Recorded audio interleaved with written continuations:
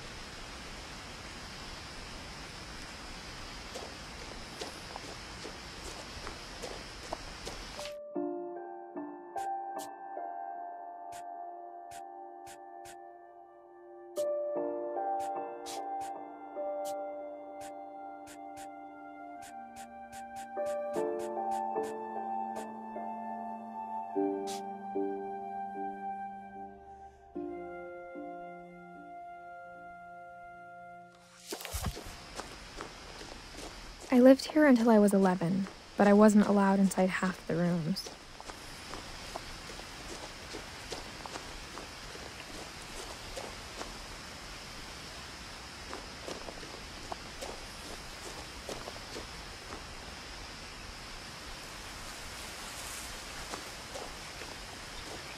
I hadn't been back since my brother Lewis's funeral.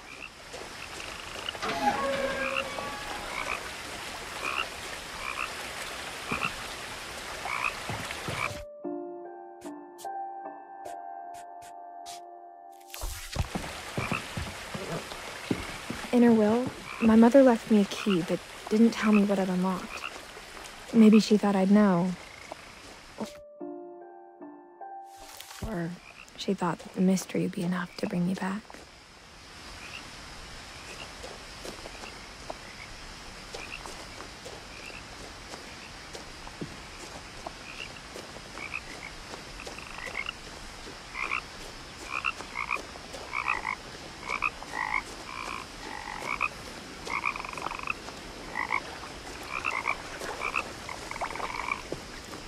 The truth is, even after I inherited the house, I never thought I'd come back to it.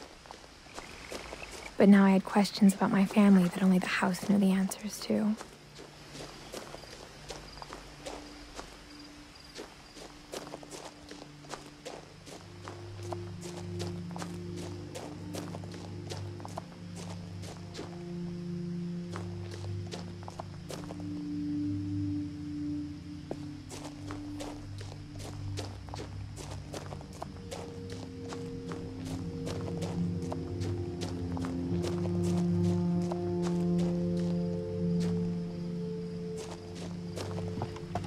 The woods around the house have always been uncomfortably silent, as if they're about to say something but never do.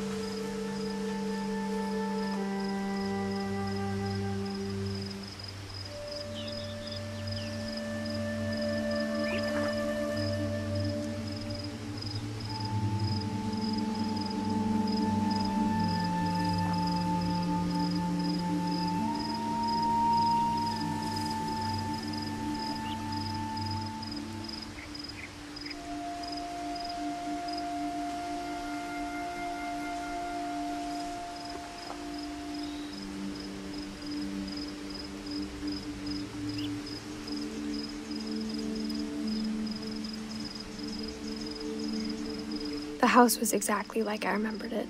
the way I'd been dreaming about it.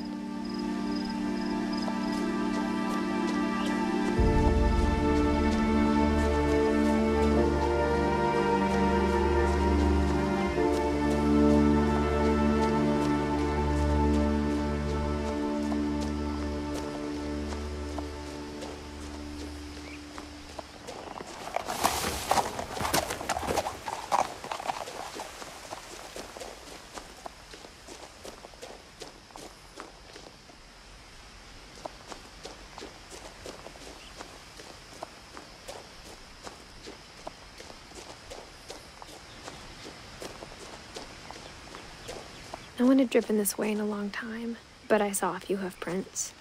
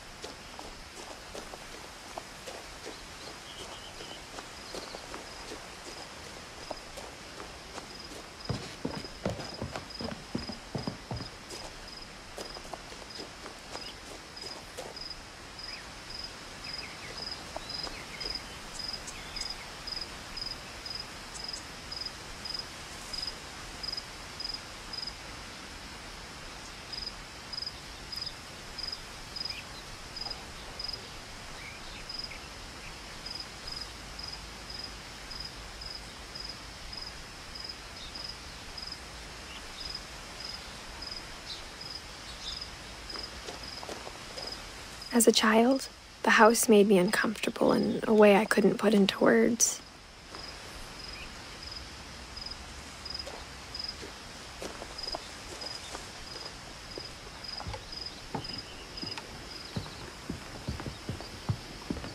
Now, as a 17-year-old, I knew exactly what those words were. I was afraid of the house.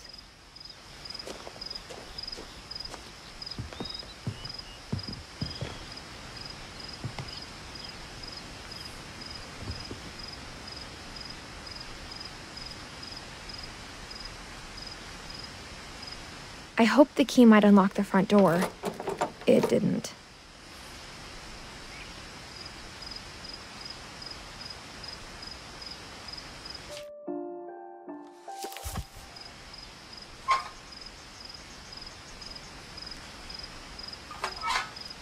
Looking in, I felt like the house itself had been waiting for me.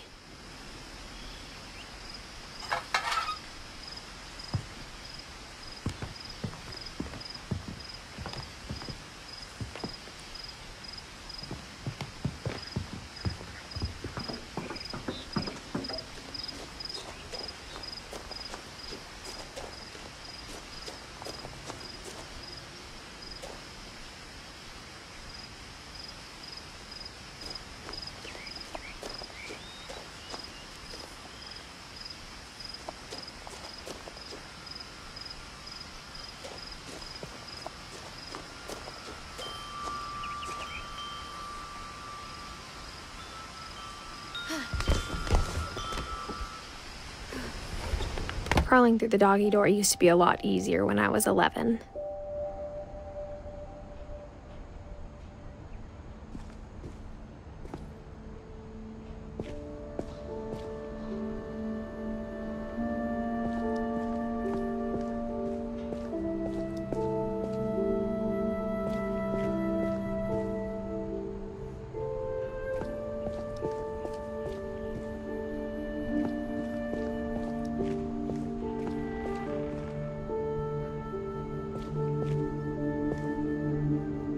The power had been turned off the night we left.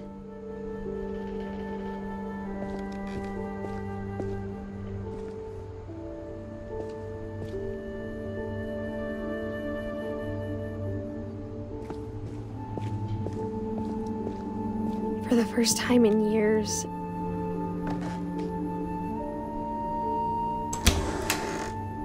I felt like I was home.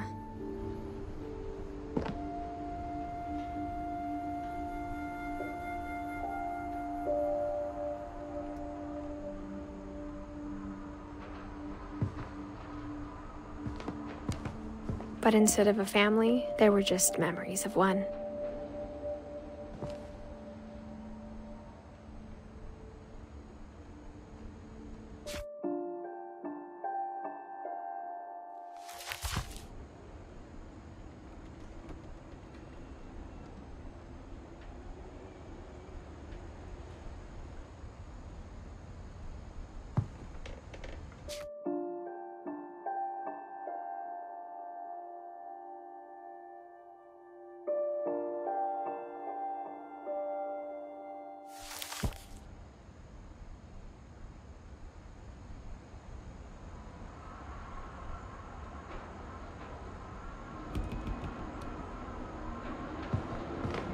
Like how after Lewis started working at the cannery, we all got sick of eating salmon. Except our cat, Molly.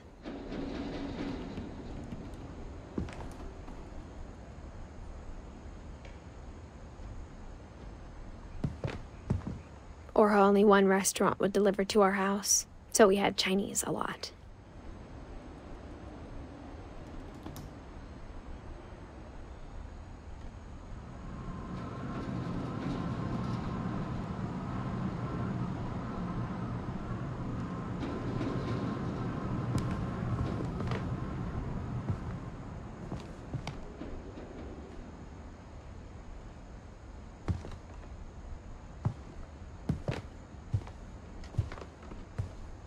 The table was still a wreck from the night we left.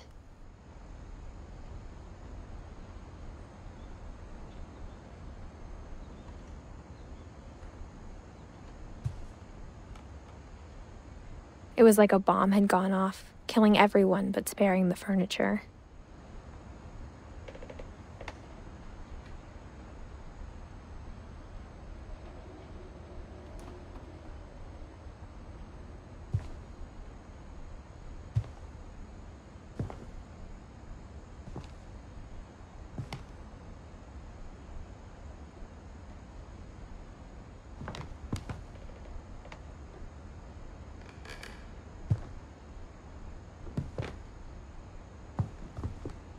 My mom was the only one of us who could imagine Great-Grandma Edie living in a nursing home.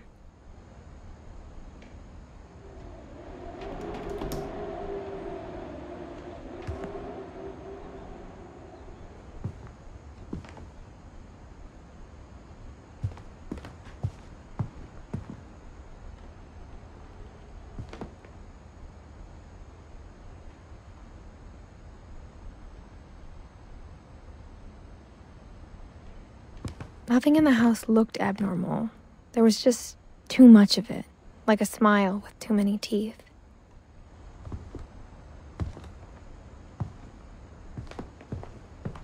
Even the fireplace had a story. Edie told me the bricks came from the original house, after it sank.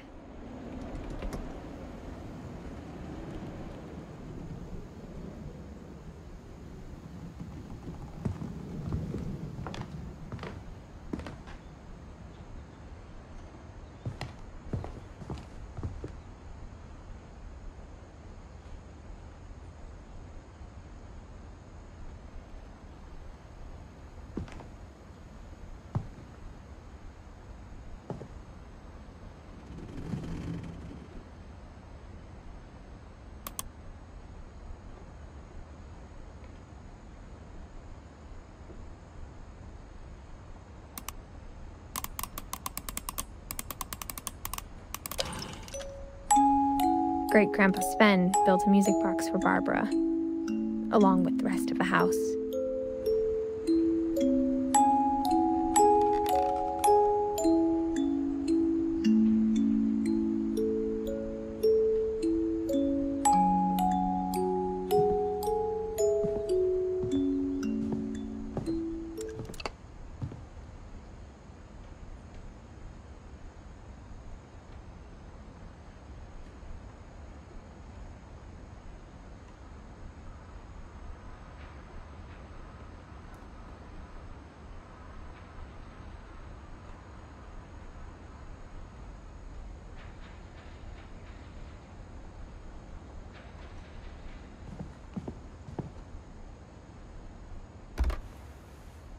Edie told me once that every Finch who ever lived is buried somewhere in the library.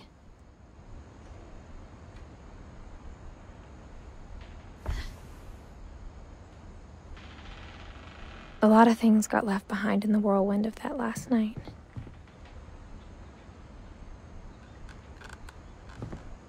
My mom wasn't much of an optimist, but she never stopped believing that my brother Milton was alive.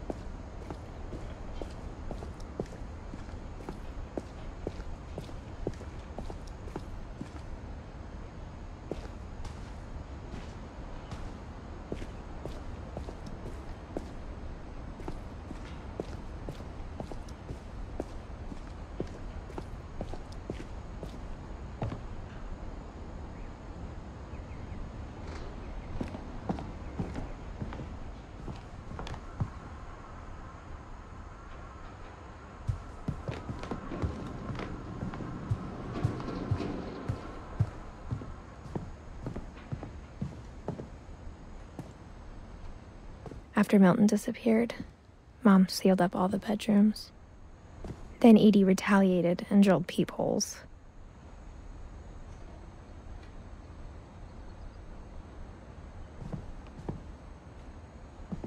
I spent a lot of time playing in Great Uncle Walter's room. I think my mom sometimes regretted not sealing it up. Lewis told me there were secret passages, but I never believed him.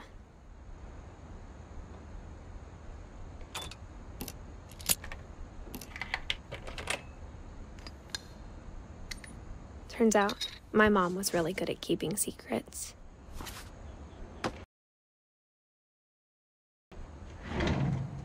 Now it was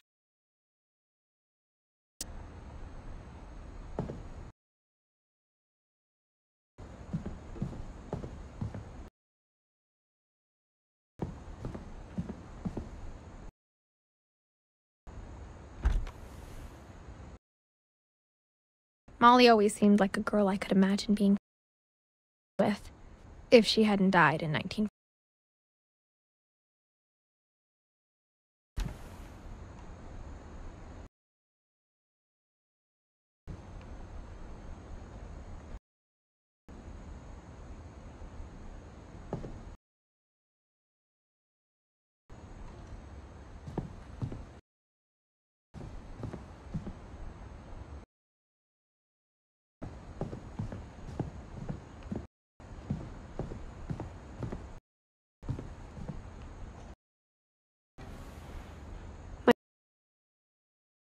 Sam spent 7 years charity.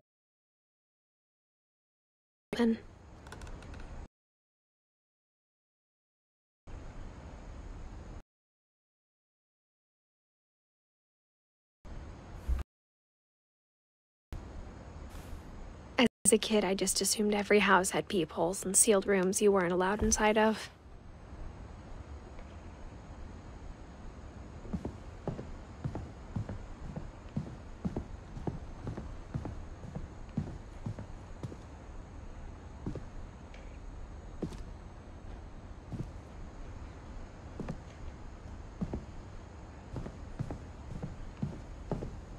Mom always told me to stay out of the basement, so I wasn't too surprised when the key didn't fit.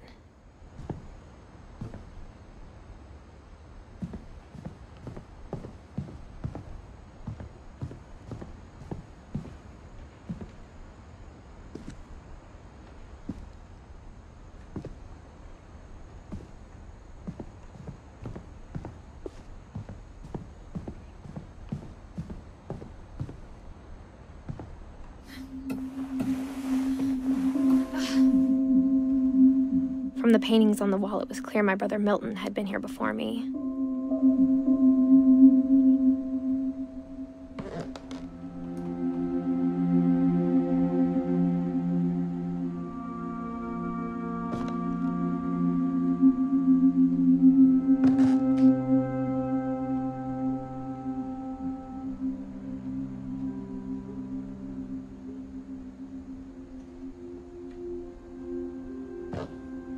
Reading this, maybe it sounds like I had a plan.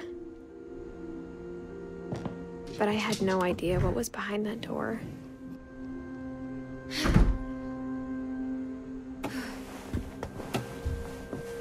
Just like I had no idea where all this was gonna lead.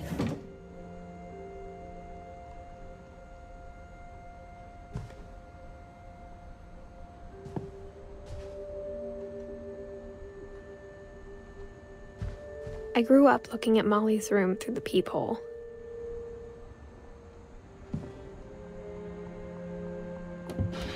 Molly's gerbil had a tiny bedroom with its own even tinier gerbil cage.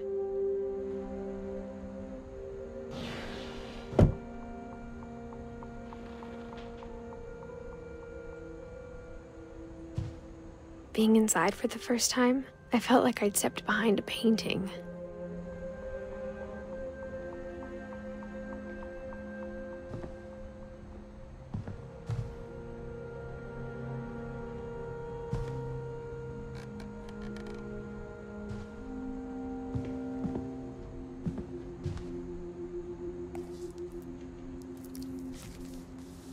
December 13th, 1947.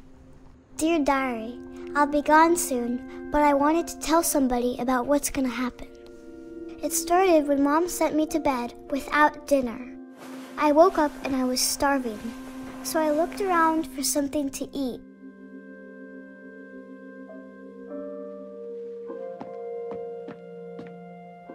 The gerbil food was dry, but I didn't mind it.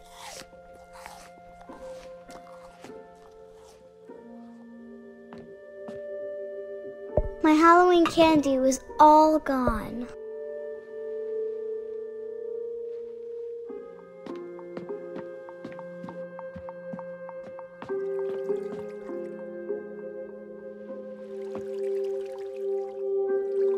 I thought about eating Christopher, but I held back.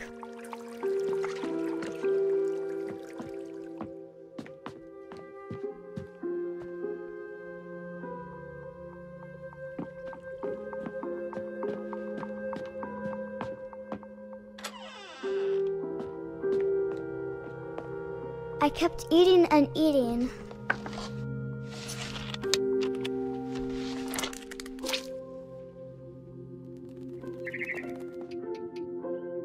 I ate a lot of things that night.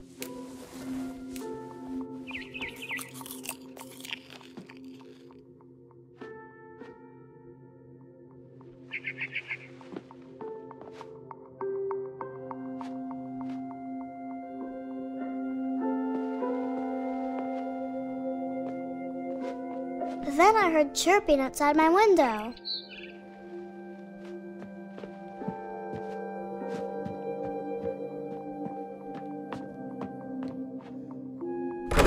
Mom, can I come out now? Sweetheart, it's late. Go to sleep.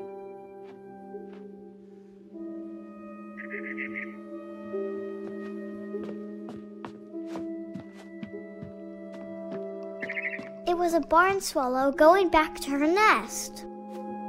I reached out for her.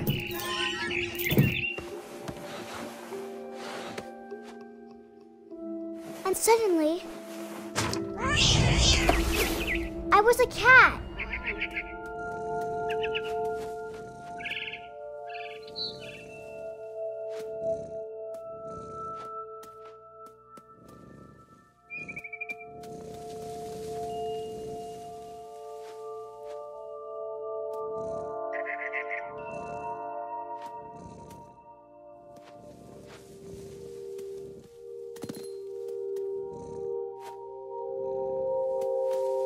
I tried to be quiet, but the bird was really scared.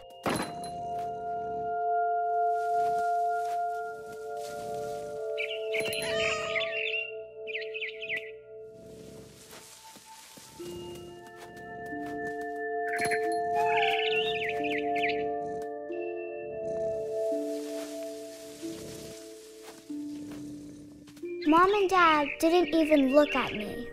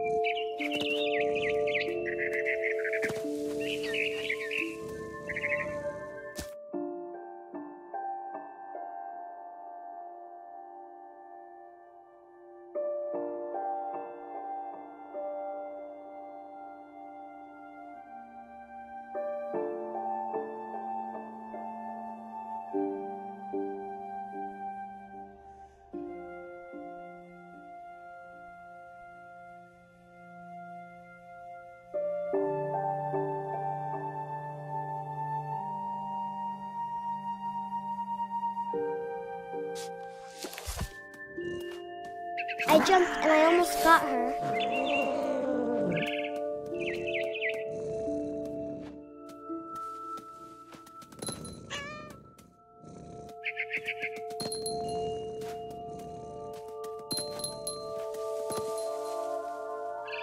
I could tell she was getting really tired.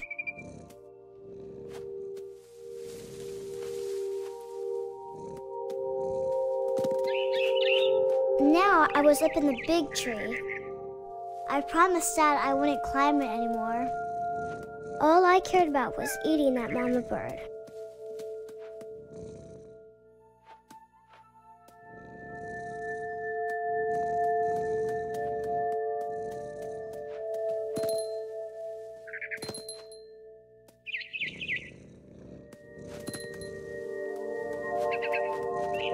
I gobbled her up. And suddenly, I was an owl. First, all I heard was the wind. Then I heard little teeth nibbling in the grass.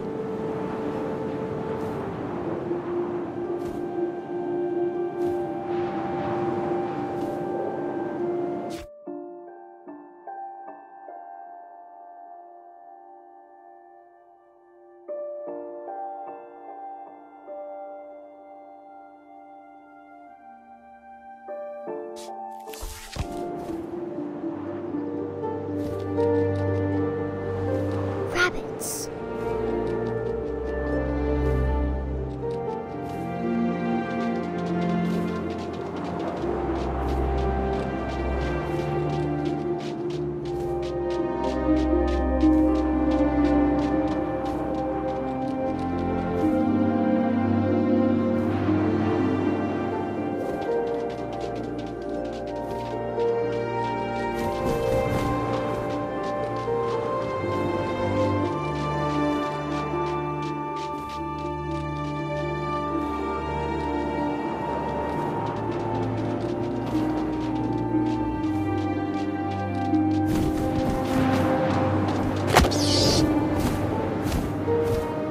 I imagined his face looking up and seeing mine through my talons. I swallowed him up, and I didn't chew one bit. Then I flew off to find something bigger.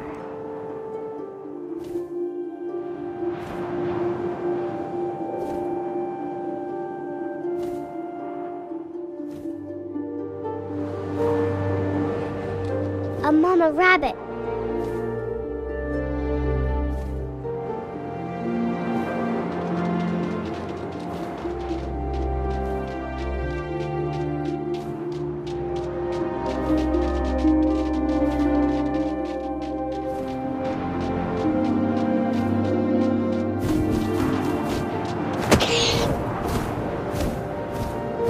She was almost too big to carry. I started choking, but I couldn't stop eating. And suddenly, I was a shark.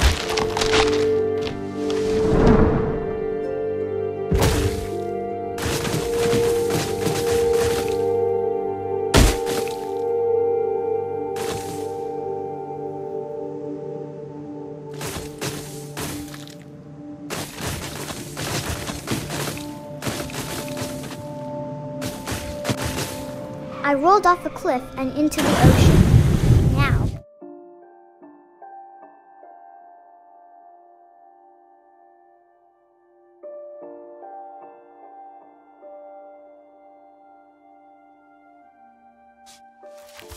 I was hungrier than ever.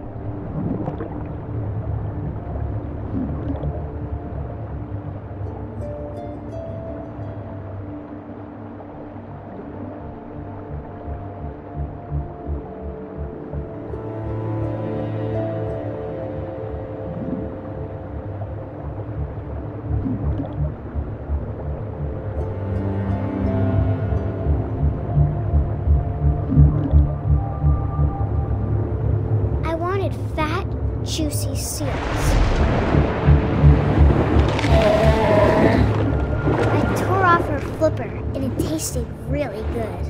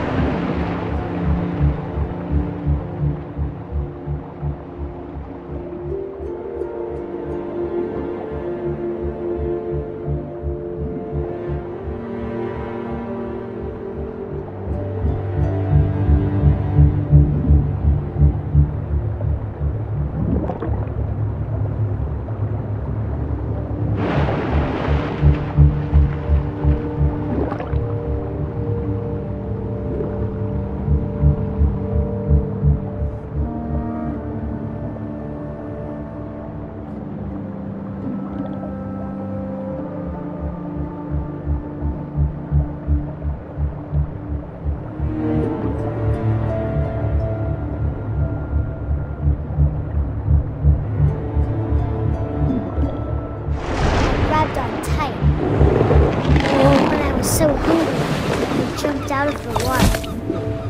When I opened my eyes, everything had changed.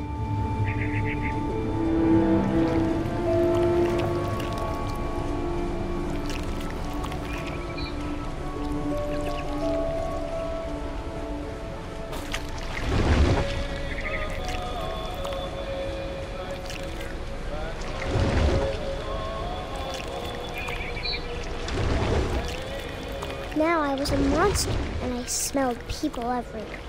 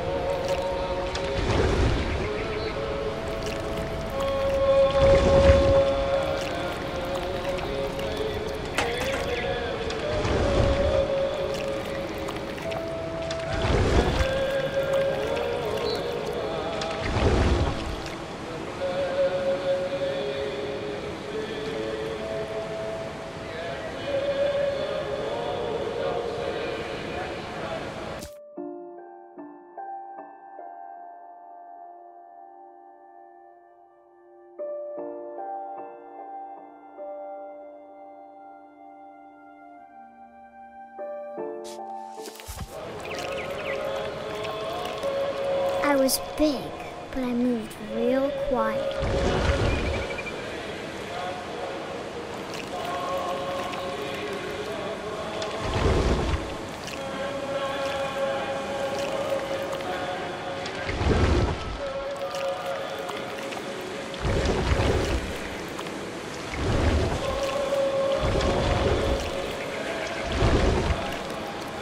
I wanted to stop, but also I didn't.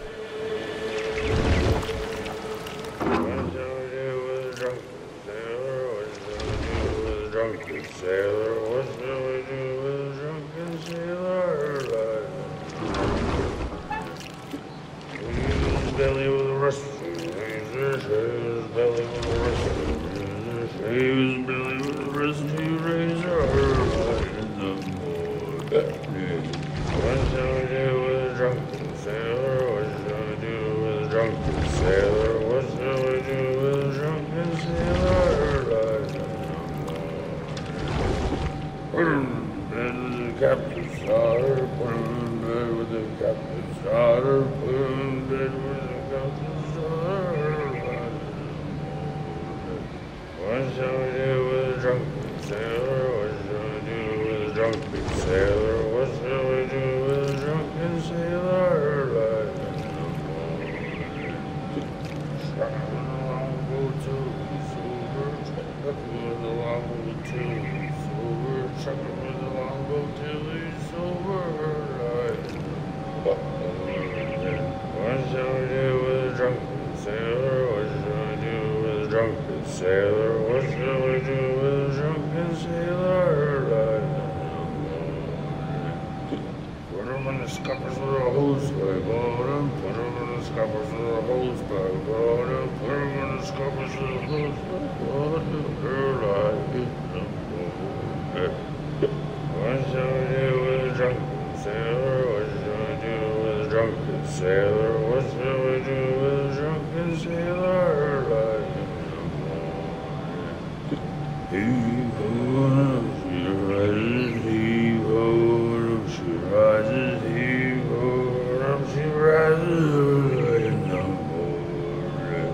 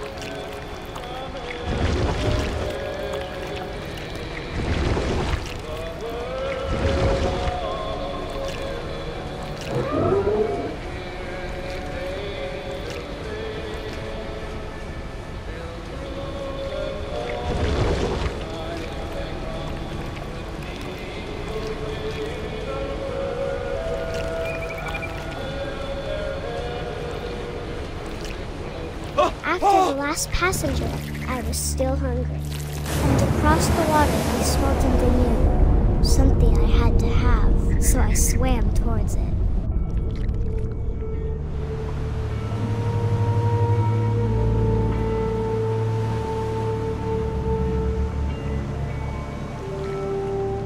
I slithered onto the sand, and the good smell went into an old pipe.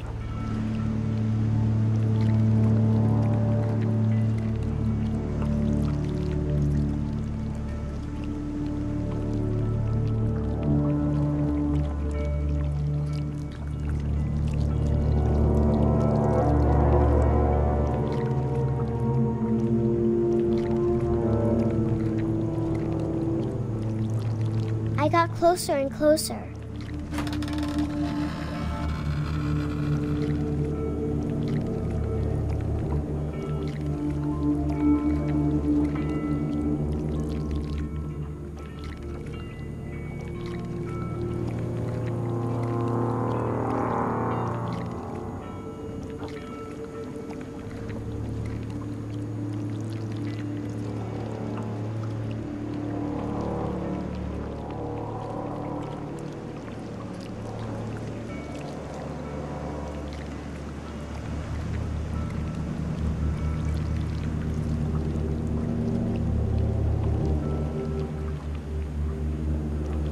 All my stomach started growling. And suddenly, I was me again. I held my breath for a long time, but I couldn't hear anything. I think it's waiting for me to fall asleep. But it's not going to wait much longer. It needs to feed, and we both know I will be delicious.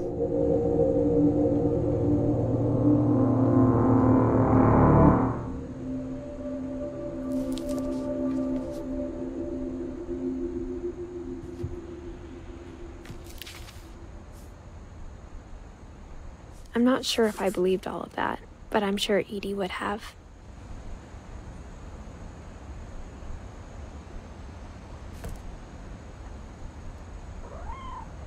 I got the sense Edie had spent a lot of time here, before my mom sealed the doors.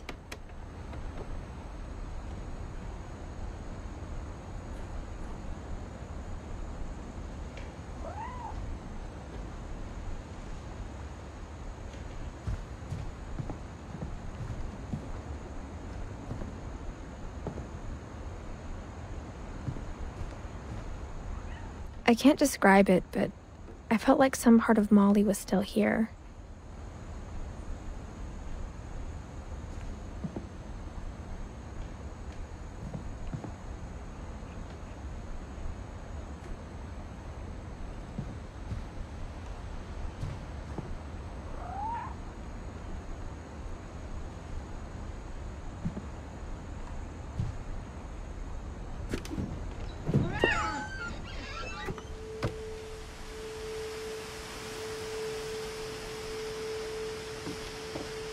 This will be obvious later, but my mom never told me any of these stories. Edie would have, but Mom didn't like bringing up the past. Though, when we adopted a stray kitten, she was the one who named it Molly.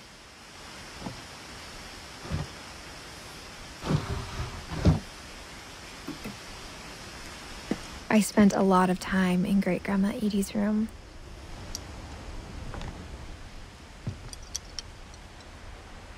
Edie knit me a new pair of gloves every year, just in time to replace the old ones.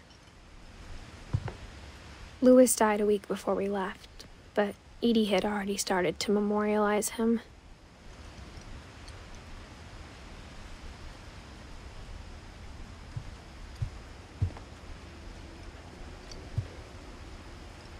Edie gave a big interview about a mole man living under the Finch house.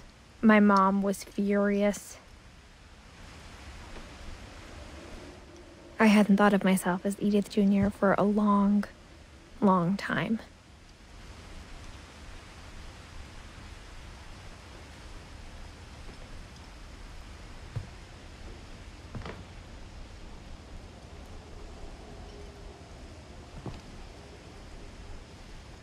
One summer, they evacuated the island, but Edie refused to go. For a few weeks, she was a celebrity. Even in her 90s, sometimes Edie seemed a lot younger than my mother.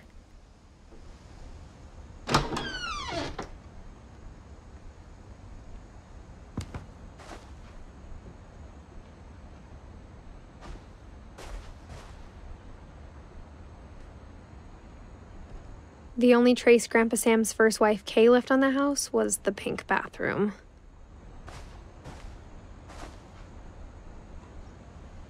It was a pretty big trace.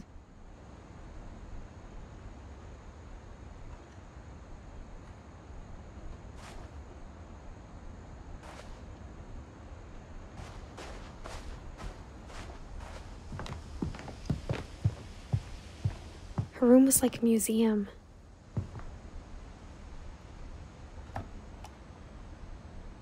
For 500 years, the Finches have been famous throughout Norway for their fortune and misfortune.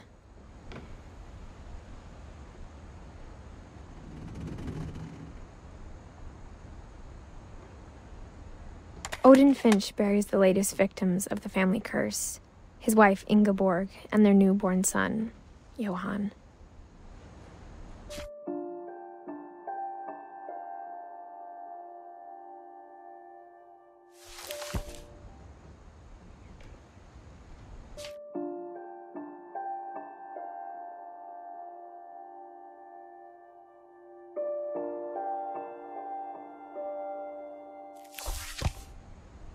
On January 7th, 1937, he set sail with his family and his house, hoping to leave the curse behind.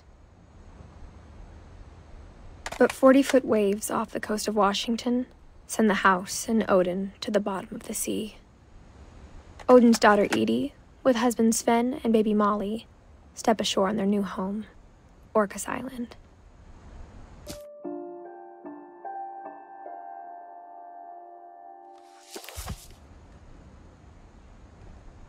Odin Finch is the first to be buried in the new family cemetery. His daughter Edie is already dreaming of a new Finch house.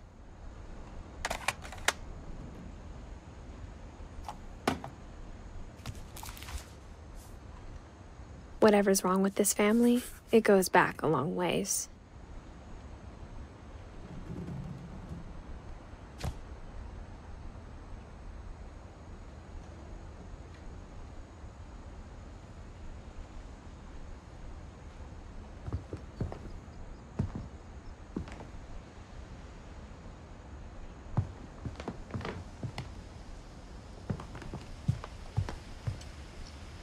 When Edie told people Sven was killed by a dragon, she could also have said he was building a dragon-shaped slide that collapsed. She could have, but she didn't.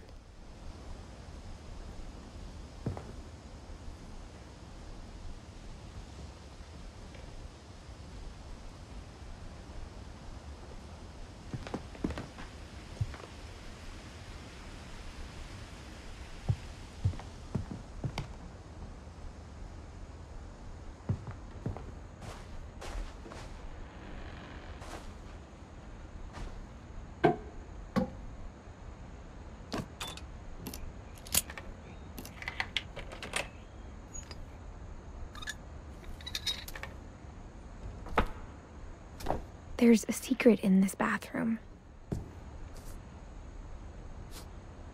It's in the last place you would look. It isn't in the cupboard.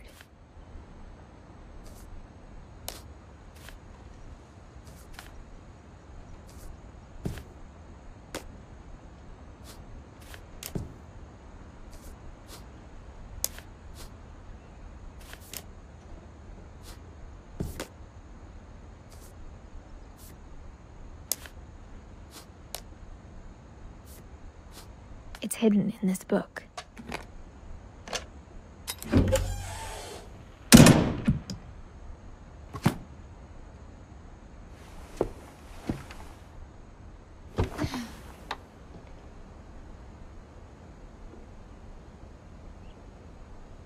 Sven gave Sam an old camera he'd refurbished.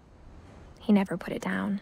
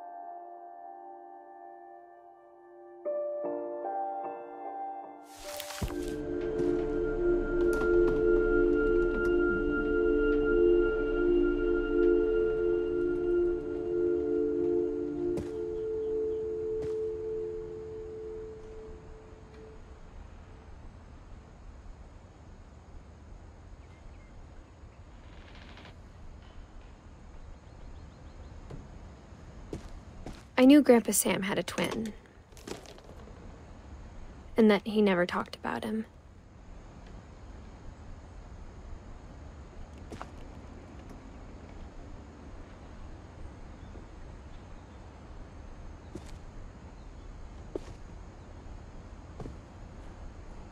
I guess my grandpa didn't like history any more than my mom did.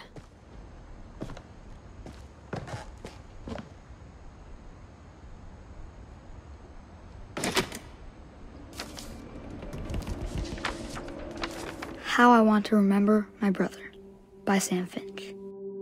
The thing I remember is that when he made up his mind, that was it.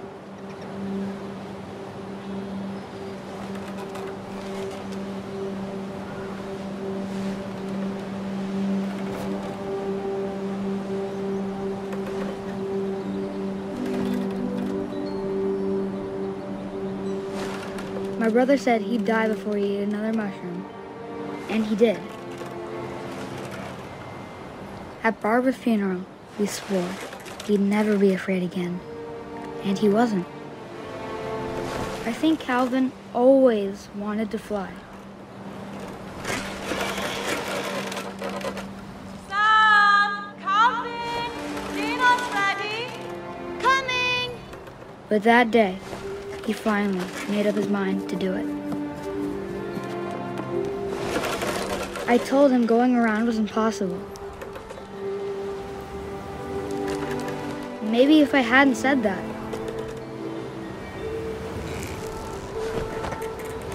Calvin! I'm not gonna tell you again! maybe if the wind hadn't picked up, then maybe he'd still be here. But I doubt it. I think he'd already made up his mind.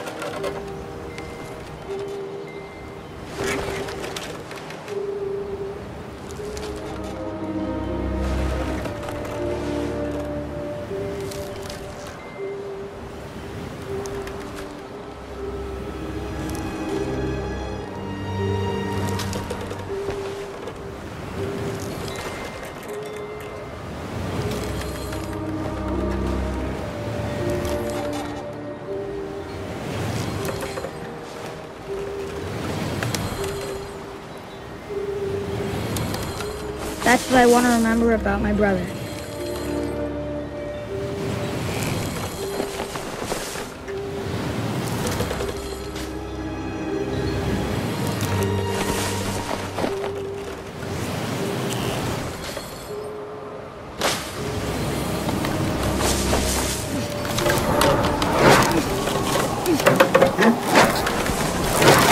The day he made up his mind to fly.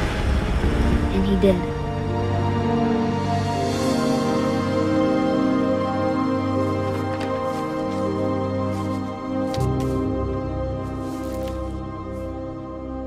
Calvin's story felt strangely familiar.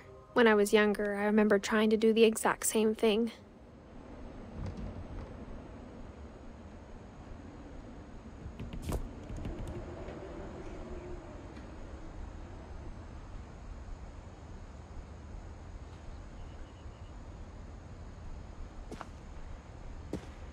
After the funeral, Edie roped off Calvin's half of the room.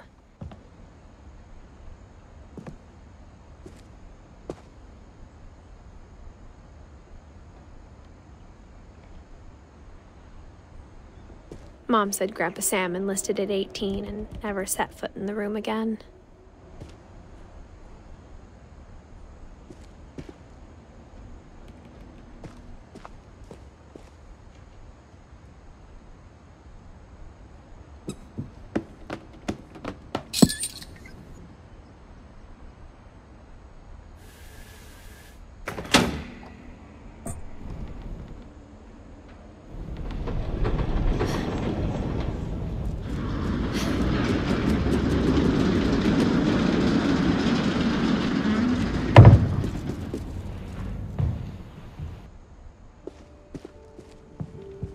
passages were a pretty tight fit.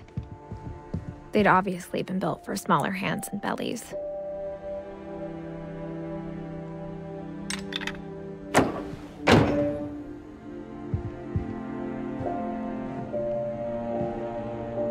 Edie's father, Odin, built the original house. Whenever people ask me about my family, the first thing they always want to know about is Barbara.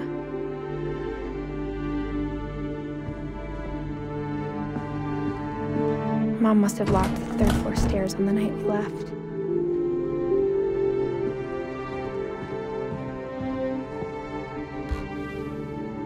Barbara was a child star for 2 years, until America grew out of it.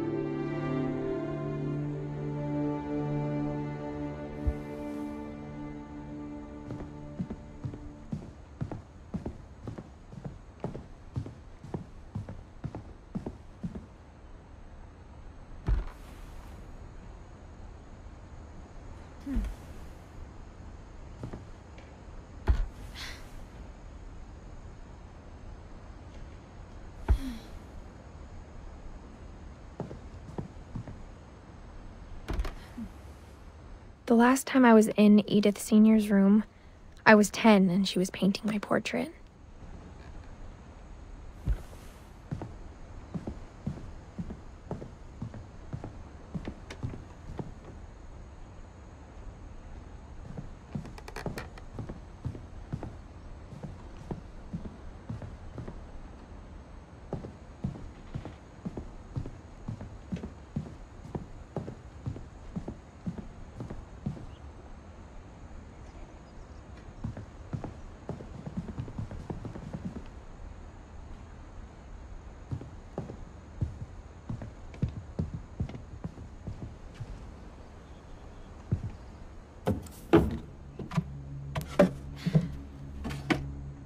Growing up, I always thought of Barbara as a child star.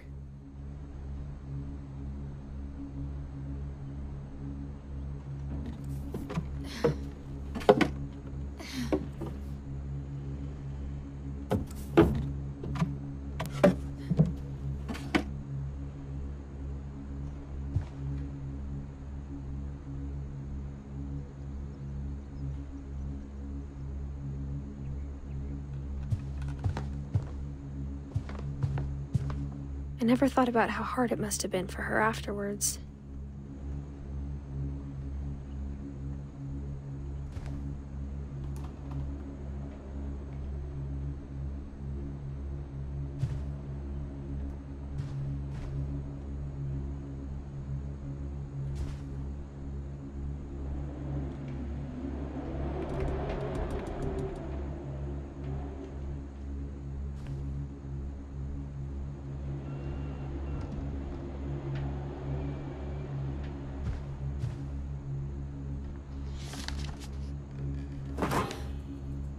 Of all the stories people wrote about Barbara's death, I'm surprised Edie saved this one.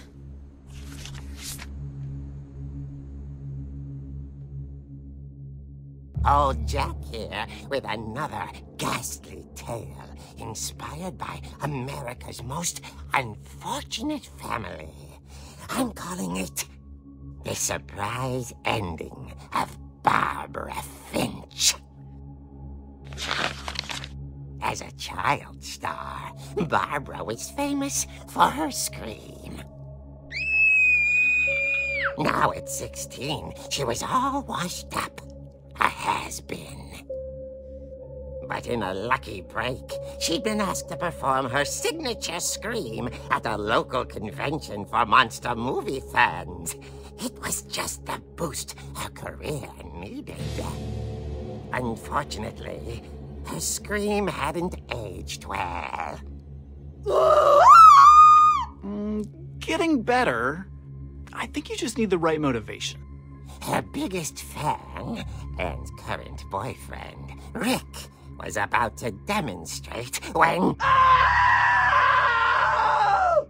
Now that was a great scream. It was Barbara's father, Sven. He'd slipped into a table saw and had to be rushed to the emergency room. So Barbara got stuck babysitting her youngest brother, Walter.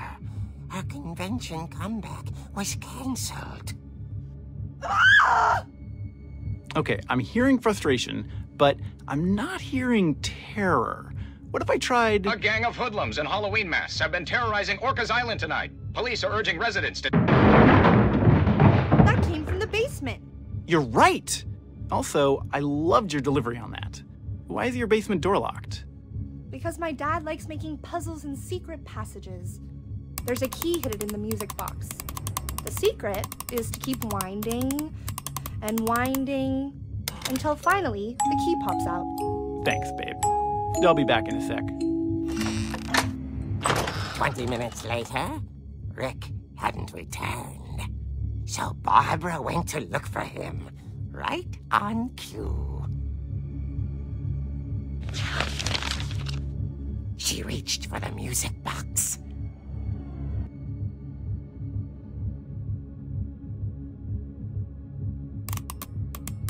And as she wound the key, she listened for Rick, but the house was silent.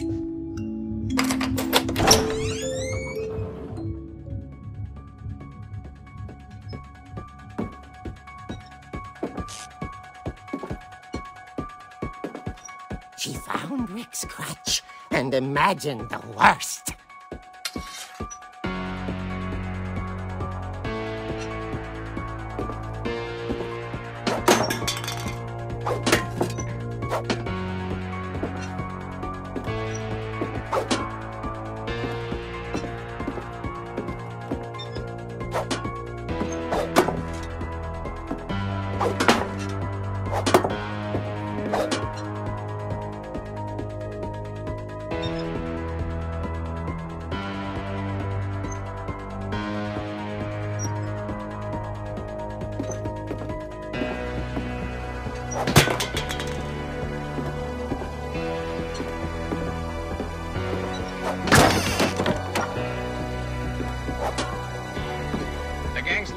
Infamous Hookman killer, Dr. Carl Hamill, who impaled and then ate his family 10 years ago tonight.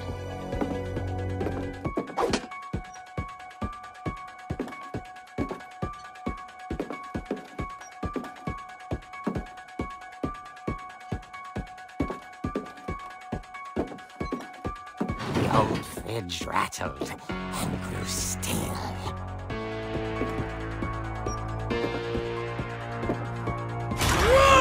Oh dear! Oh! Rick? Barb, relax. I was just trying to scare you to help you find your scream. Well, I'm not scared, Rick. I'm furious.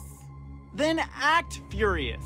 All I'm getting from you now is that you're hurt and confused and She threw him out, but she kept a little something to remember him by. Barb, have you seen my other crutch? And she was still holding it when she fell asleep watching the late picture show. Hours later... Barbara! Walter, what's going on up there? Ah! Okay, I'm coming up, but if this is a trick, you're dead, Walter.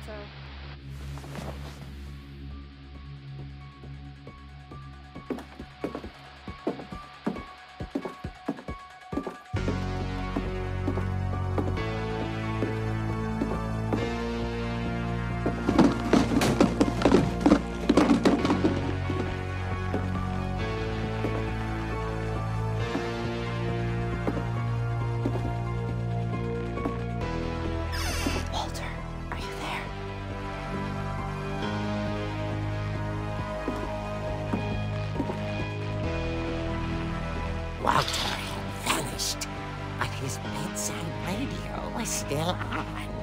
Orcas Island police describe the man as 6 feet tall, with a steel hook for a hand. Residents are urged to lock all doors and windows and notify the police of any suspicious activity.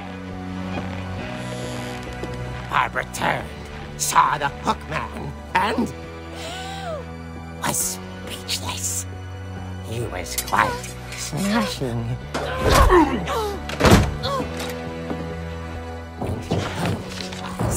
And he couldn't get enough of Barbara. you know the way out of here.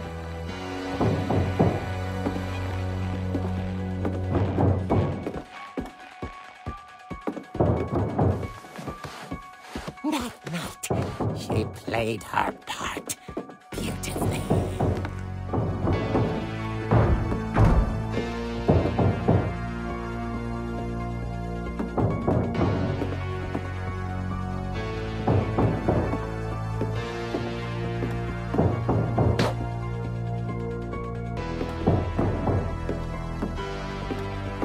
Molly's door hadn't been opened in years. The hinges groaned.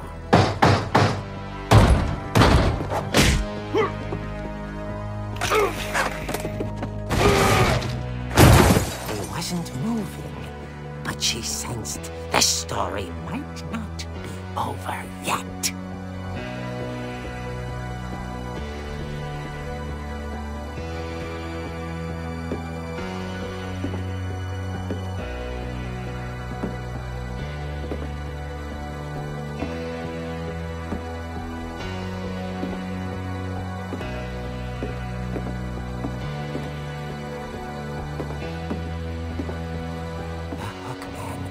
Vanished.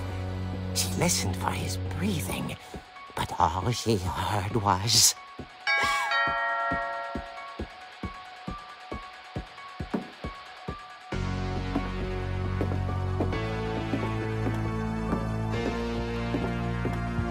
Someone at the door was dying to speak to young Barbara.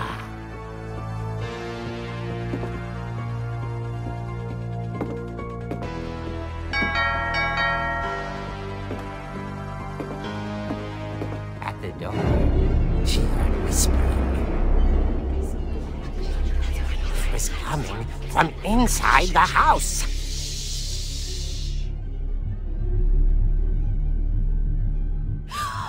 Oh dear. Surprise! Bravo, Barbara! You were wonderful. The monsters had come to surprise her. For Barbara, it was a dream come true. Then she saw what kind of monsters they were, and she realized what was about to happen. She was going to be famous. And with her final breath, Barbara Finch gave the performance of her life.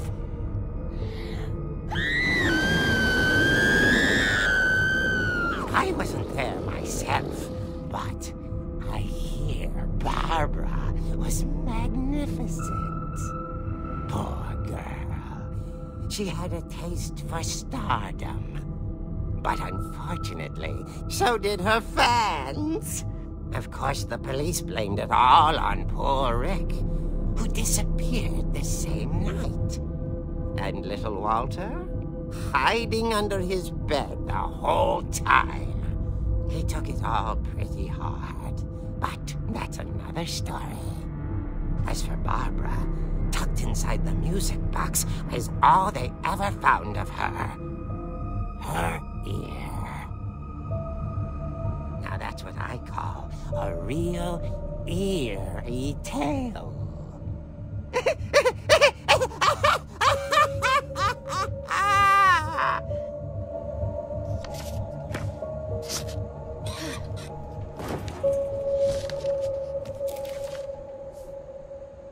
Edie told me all Barbara wanted was to be remembered, as absurd as that comic was. Maybe what Edie saw was a happy ending.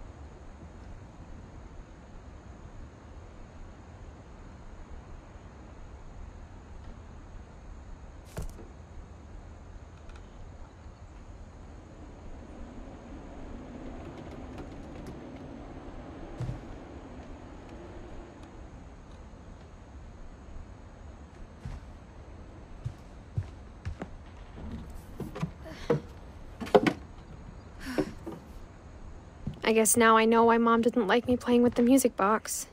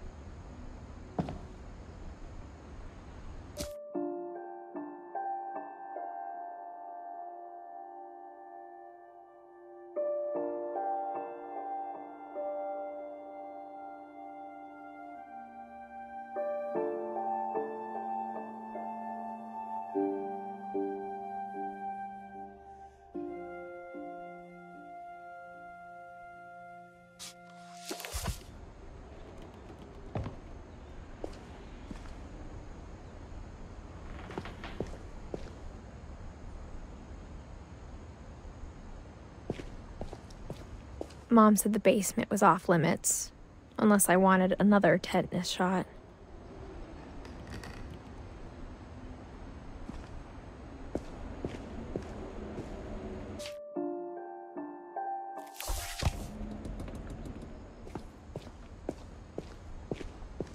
I saw Edie sneak down to the basement once, carrying packages.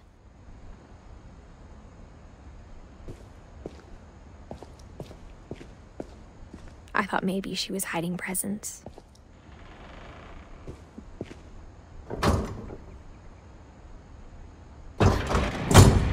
It turned out she was hiding a lot more than that.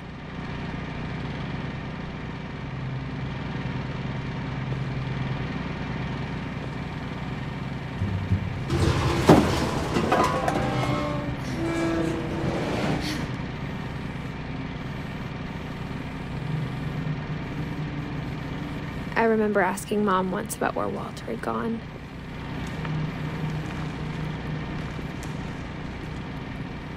She said after Barbara died, he got as far away as he could.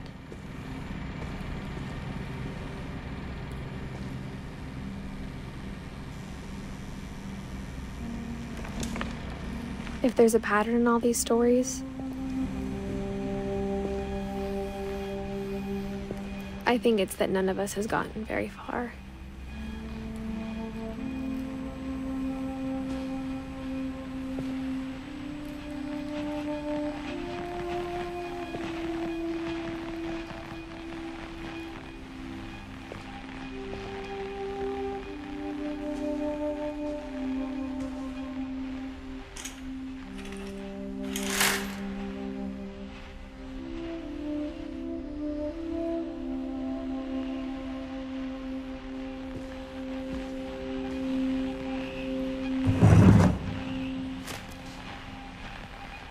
Goodbye, everyone. I can't believe I've been down here for 30 years. On that first day, after the shaking started, I didn't think I'd survive a week.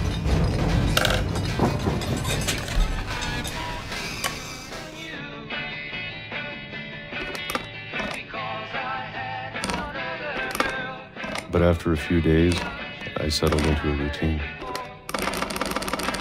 That's what kept me sane.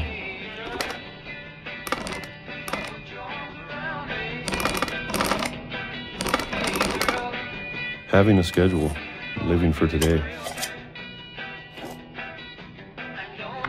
I always expected to be dead tomorrow. But if you wait long enough, you get used to anything.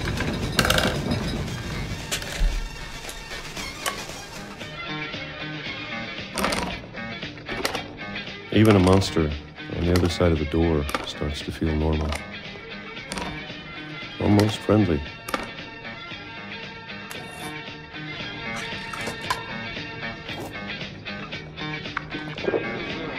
And then one day, everything just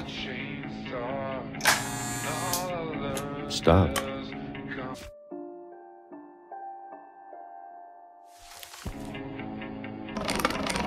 Whatever that thing was, it was gone. Maybe it got tired of waiting. Or maybe I just got tired of being afraid.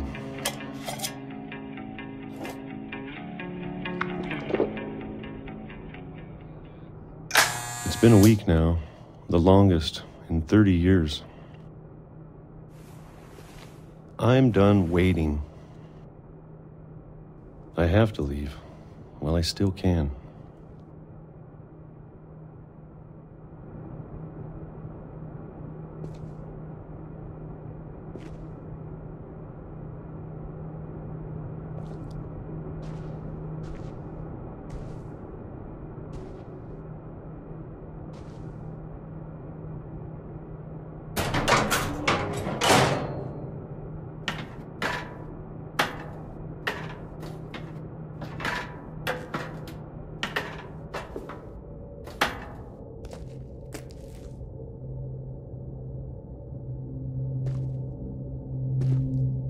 I know it's out there, somewhere. Whatever killed Barbara and Molly.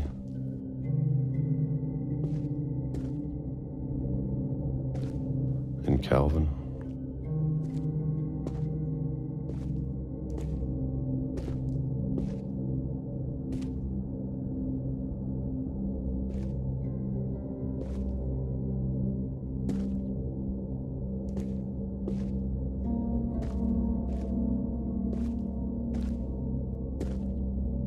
Maybe this is all a mistake. But I need to stop living the same day, even if it kills me.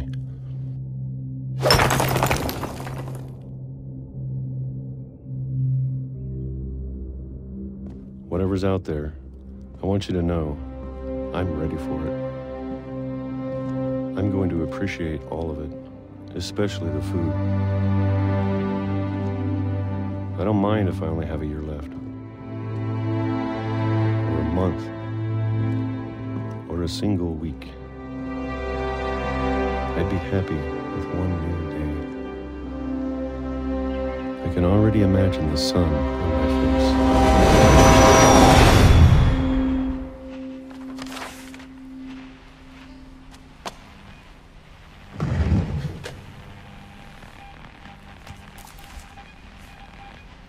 Walter died when I was 6. I can't believe my mom never told me he was down here.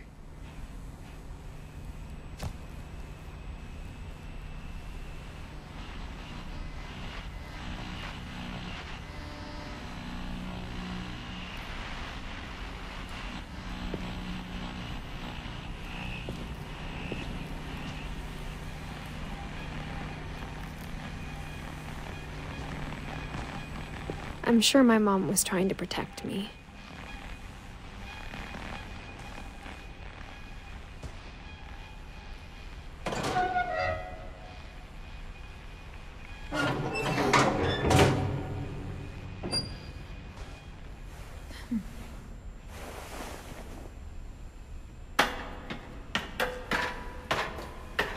Maybe she was afraid I'd end up like Walter.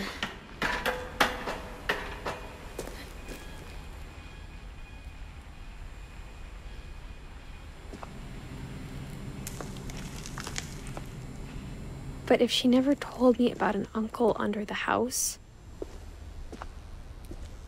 I can only imagine what else she was hiding. I don't want to make the same mistakes she made.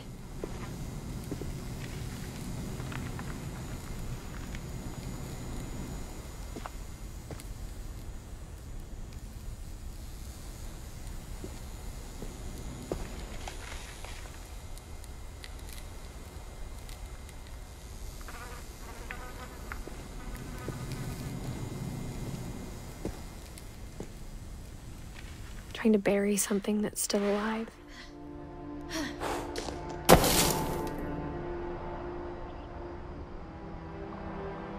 Now that there's only one of us left, or maybe two, I thought it was time I heard the stories for myself and found out what happened to everyone else. But now I'm worried the stories themselves might be the problem. Maybe we believed so much in a family curse, we made it real.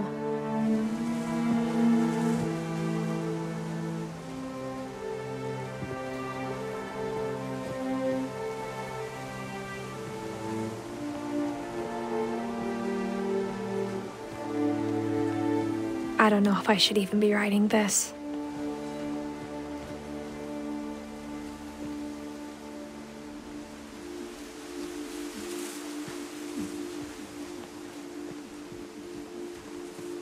Maybe it'd be better if all this just died with me.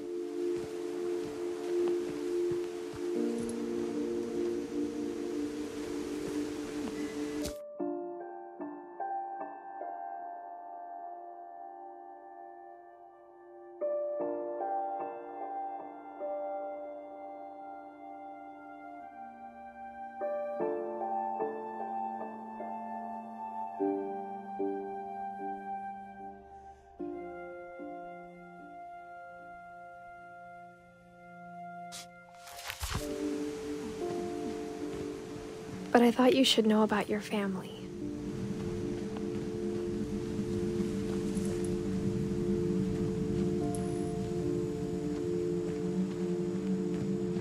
And the history you're a part of.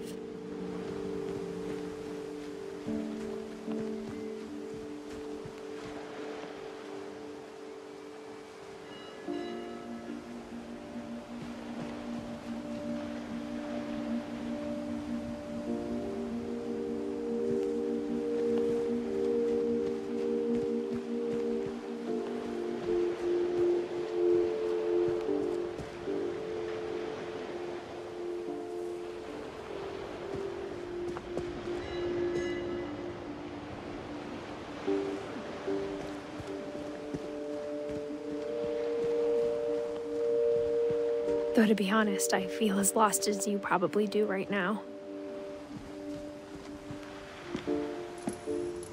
I think the people in these stories believed them, for what that's worth.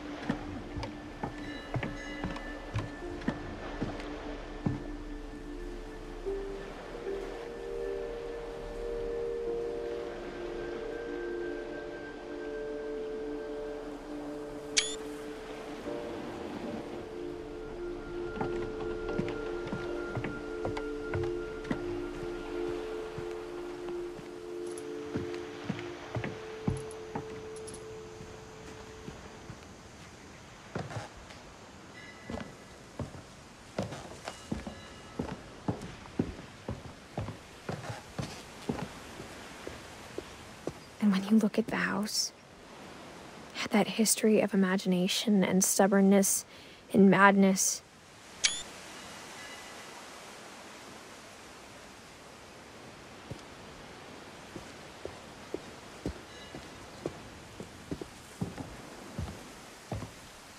any of it seems possible.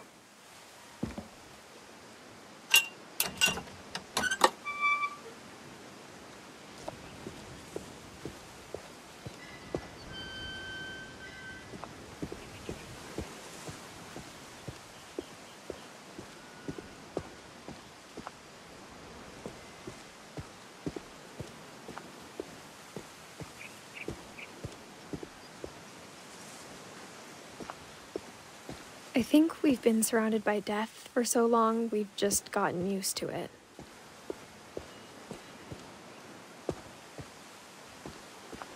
What kind of family finishes building a cemetery before starting the house?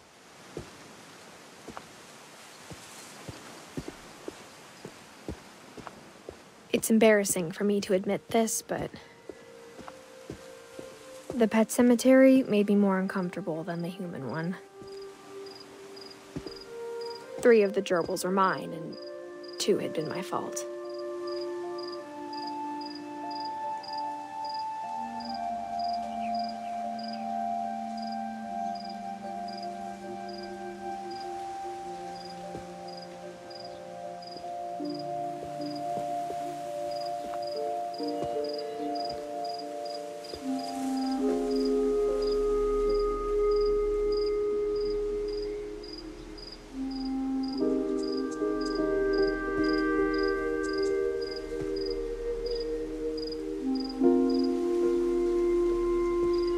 Sven built the house, but it was Edie who designed the cemetery.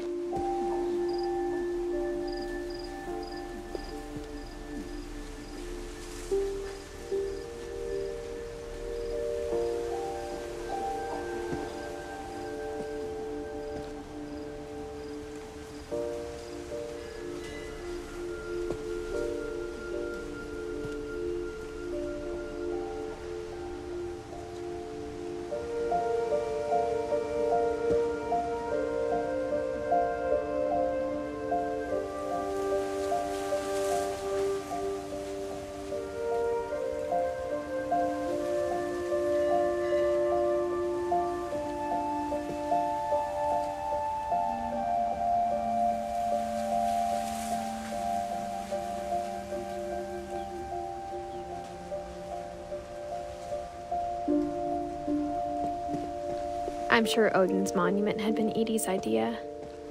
My mom was always trying to move on, but for Edie, the past never went away.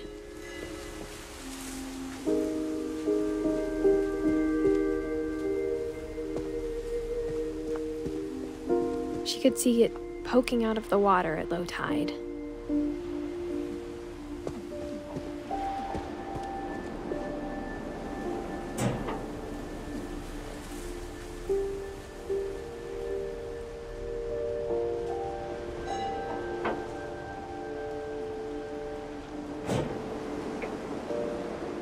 Edie said she dreamed about the old house every night.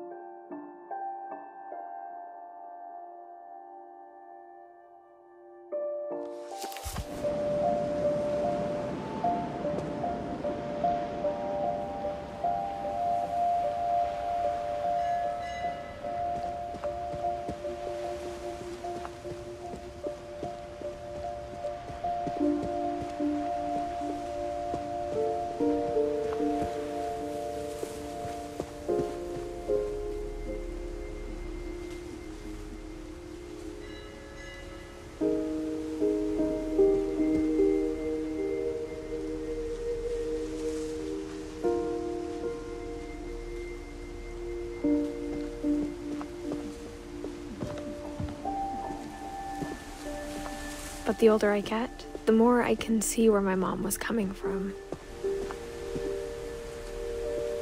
Her dad had been pretty strict, but it wasn't enough to save her brothers. She was just trying to do better.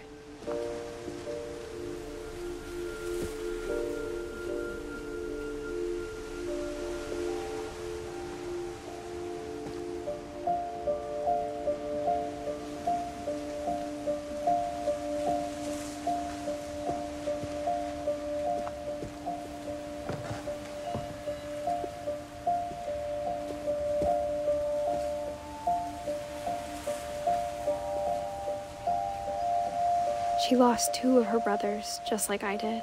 I get why she tried so hard to protect us.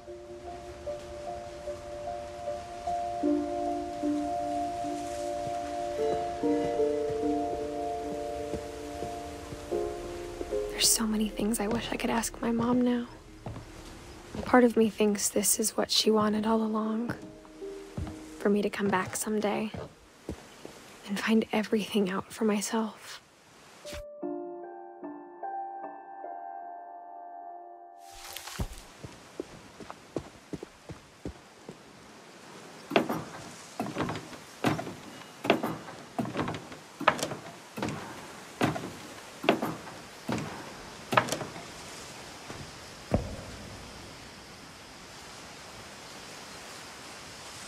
But looking back on it now,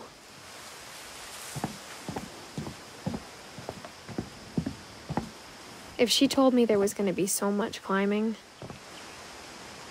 I never would have come when I was 22 weeks pregnant.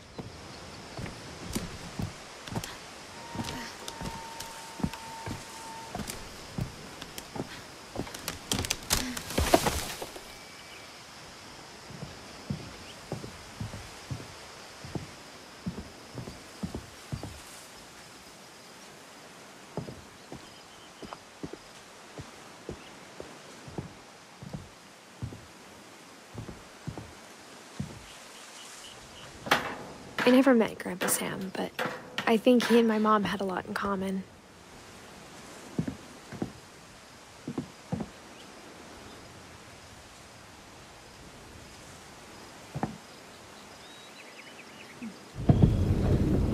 They were both pretty intense.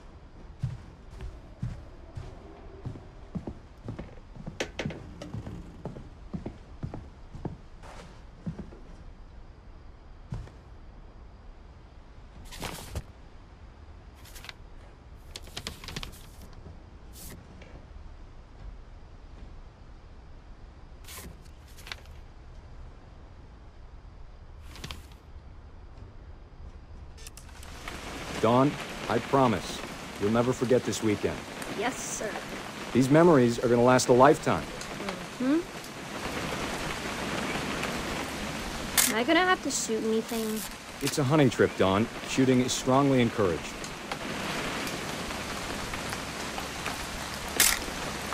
Shouldn't we be leaving? Just want to get a shot of you, Dawn, then we can take off.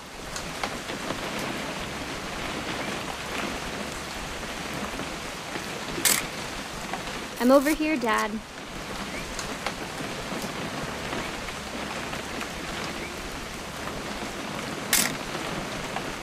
What?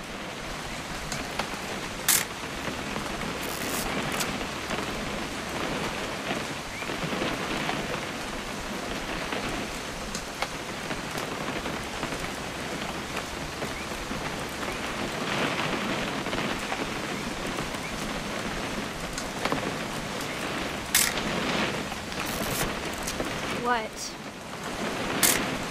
Perfect. It's gonna rain the whole weekend, isn't it?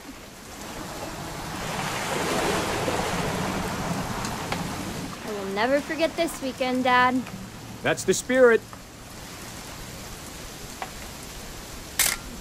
Okay, got it. I'm gonna take some pictures, okay? Just be careful. That camera's older than you are.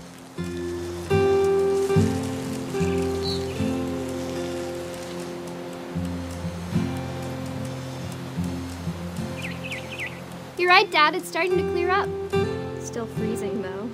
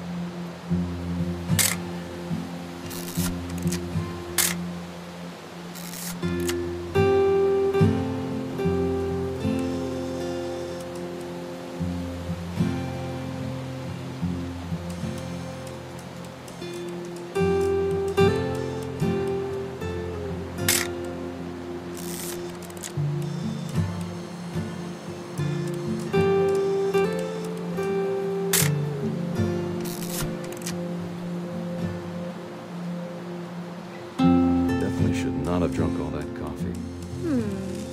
Hold still while I take a picture of you. Hey! That's a keeper. I'm just saying, I'm not always gonna be here, Don. You'll need to remember this stuff, if you want to survive. I'll be fine, Dad. You know who else thought he was gonna be fine? Some guy who died. Don, I'm being serious. I know, Dad. You're always serious. Doesn't being out here make you want to chill out? Well, to tell you the truth, I haven't been out here in 20 years. Dad! Good eyes, Don. Before you take the shot, let me get a picture of you.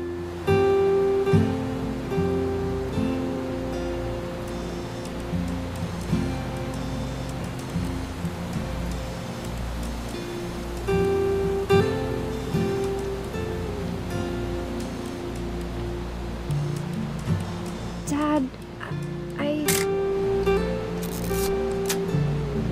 Let me get behind you. Do I have to do this? Don, you don't have to do anything. But if you want to survive, you'll need to be strong.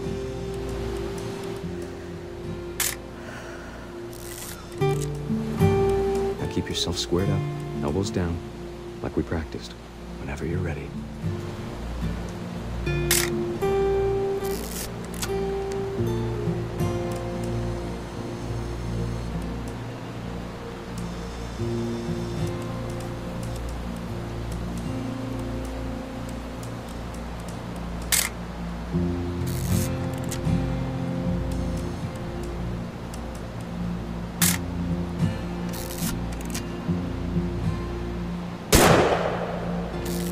Great shot, Don!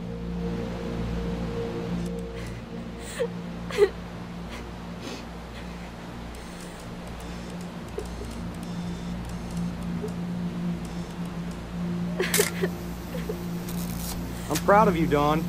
Always remember that, okay?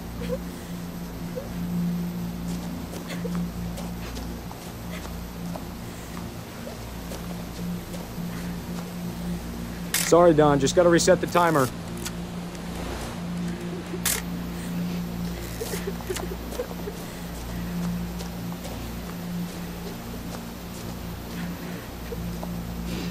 Dad, it's twitching. I think That's it's totally normal, Don. Just focus on the camera. Try not to think about... Dad!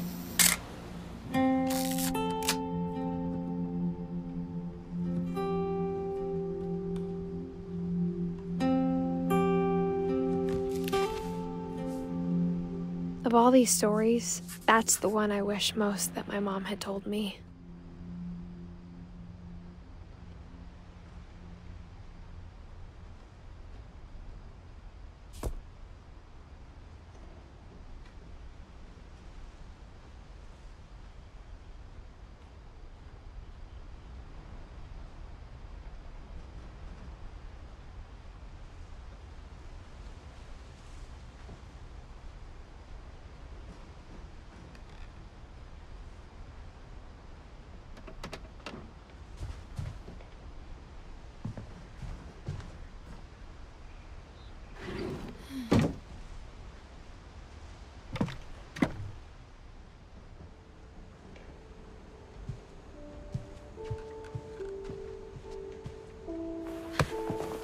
After Sam died, my mom and Edie got really close. They'd both lost a lot.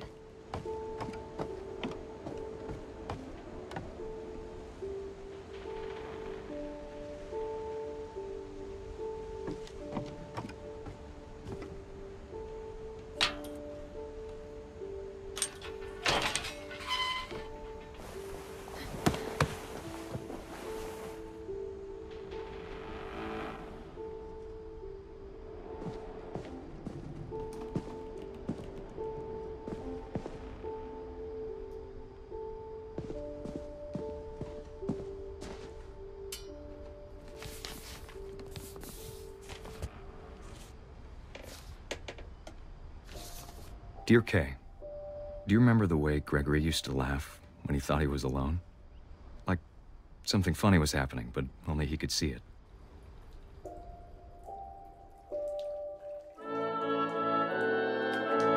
I think he saw things the rest of us don't.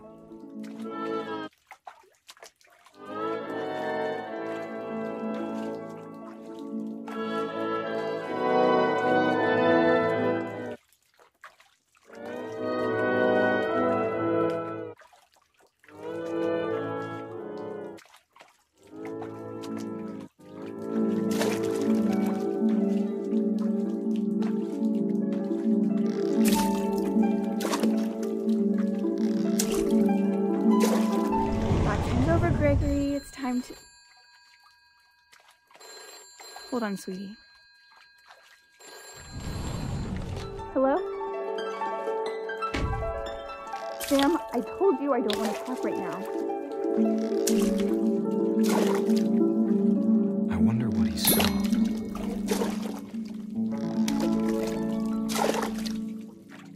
What his world was like.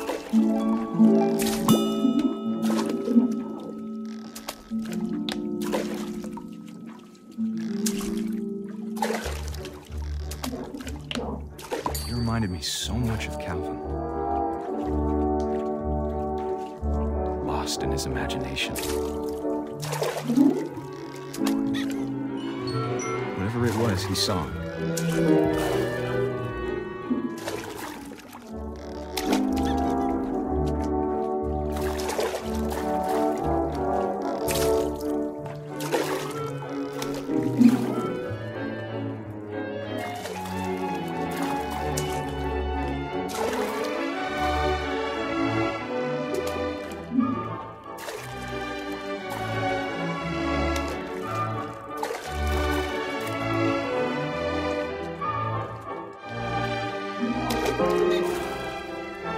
Sure made him happy.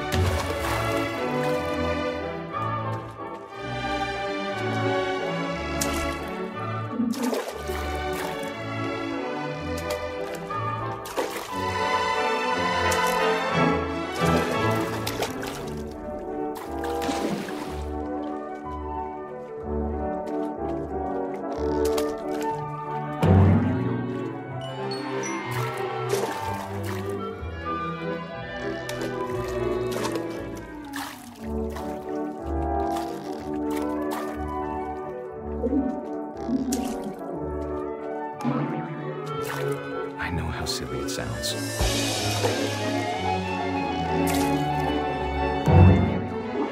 But I'm worried about a baby being too happy. But I could feel him slipping away. Sorry about that, Gregory. I know you did everything you could. Maybe if I hadn't called that night. Damn it. Hold on, I don't want Gregory to hear this.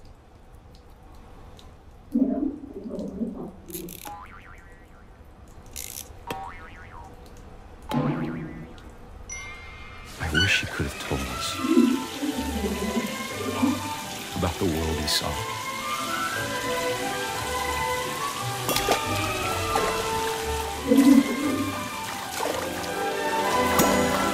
There's so much I don't understand about Gregory, about everything.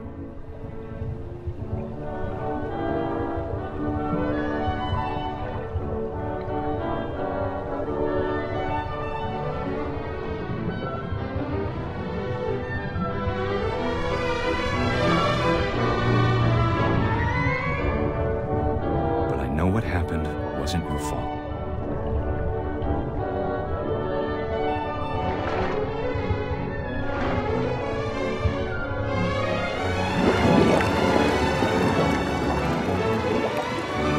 I'm sure he's happy. And he'd want you to be happy too. Good luck, Kay.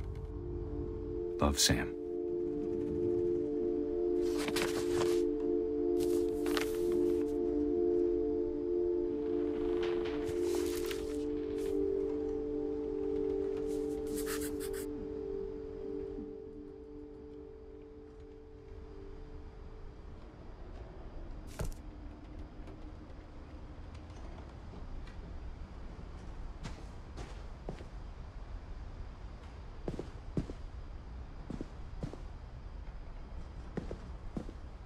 can't imagine my mom ever writing poetry, and yet...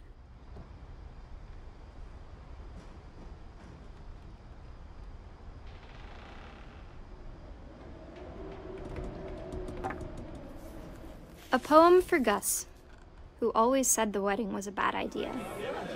Our father never hit us kids, at least not very hard, before the day my brother said with teenage disregard that he'd be dead before he'd see a wedding in our yard.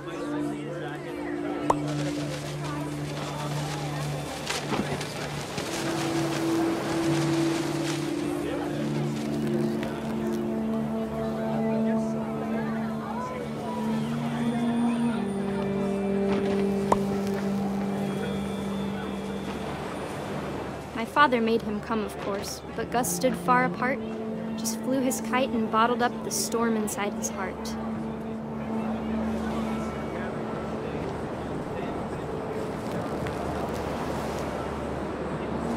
I tried to talk him out of it, but though he'd never met her, we don't need a stepmom were the words that I now pronounce you husband and wife. You may kiss the bride.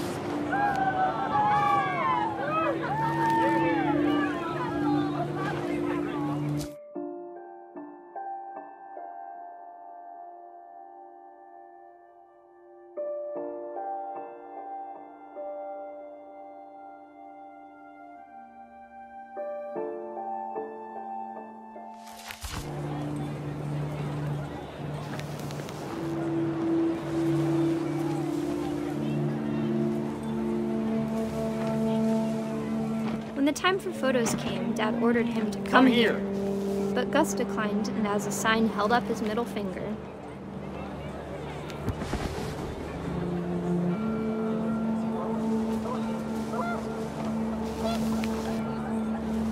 The wind picked up and panicked geese appeared and quickly went.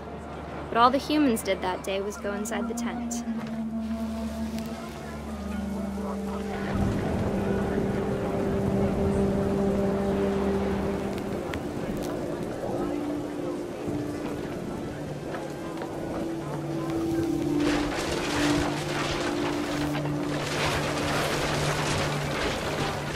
The rain came down in buckets then, but no one seemed afraid that nature might destroy the tent our dad had crudely made.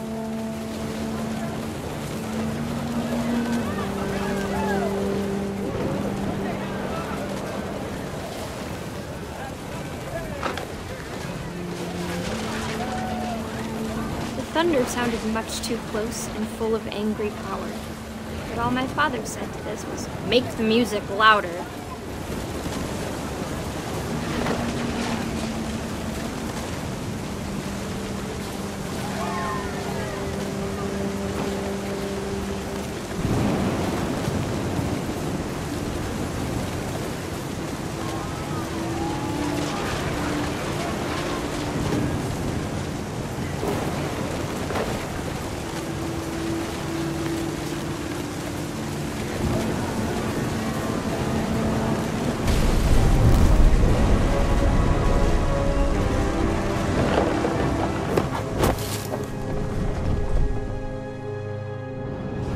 I wish that I could truly say I thought about you on that day. Out there on the beach alone, just you, the wind, the sea and foam. But I didn't, until we found you.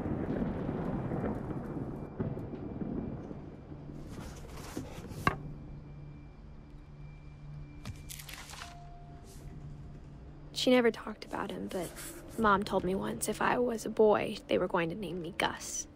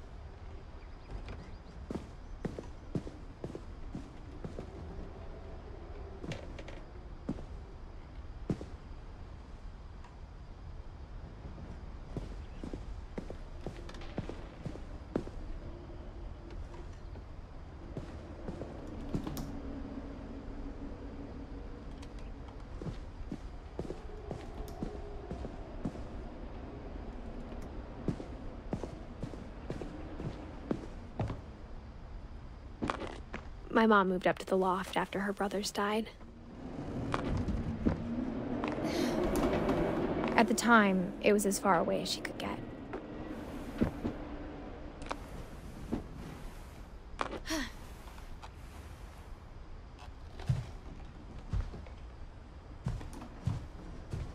She spent a summer building houses in Calcutta, where she met my dad, Sanjay.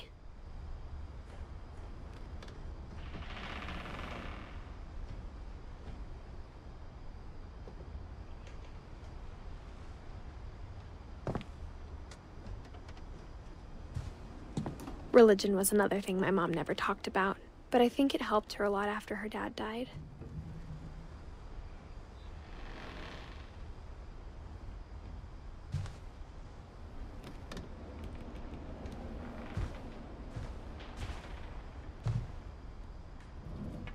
My mom moved to India a week after graduation and got a job teaching English. Louis was born a year later.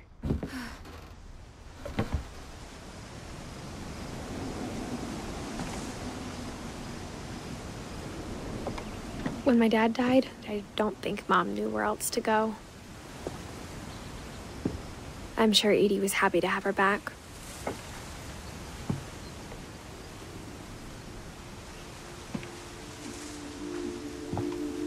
And to see kids in the house again.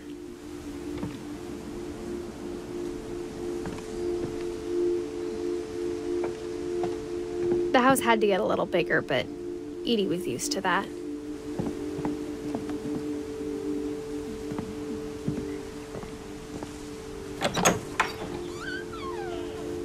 And for a while, things were good, almost normal.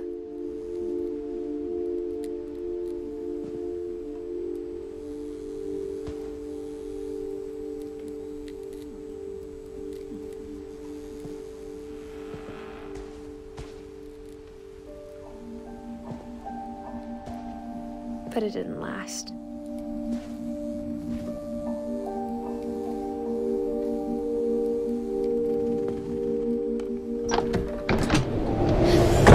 The beginning of the end was Milton's 10th birthday, when Edie gave him a castle.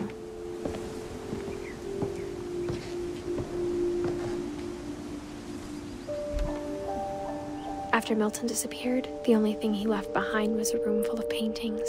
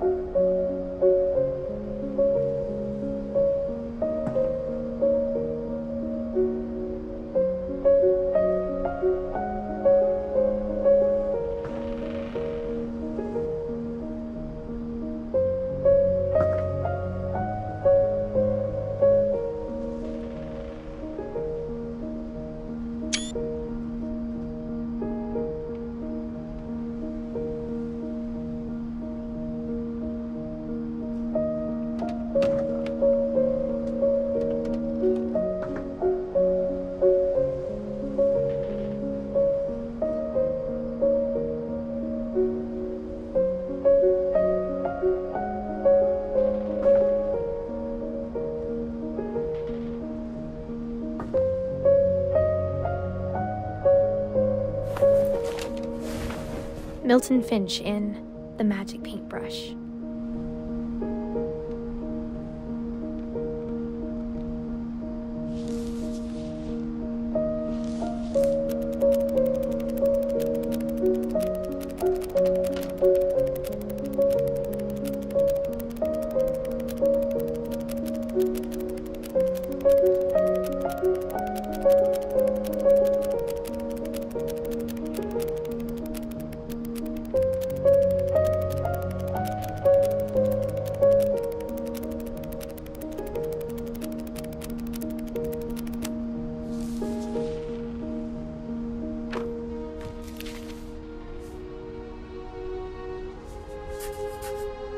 I was 4 when Milton disappeared.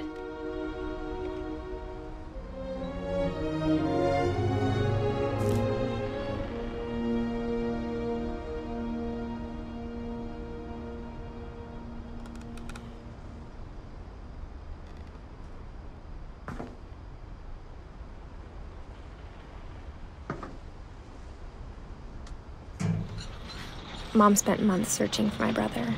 Then she sealed the doors.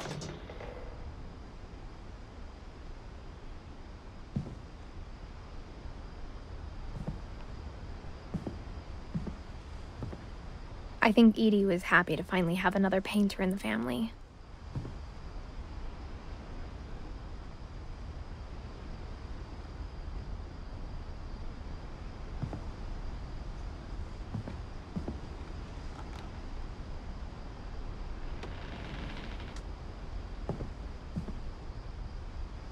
Whatever Milton had found in the house, Mom didn't want it getting out.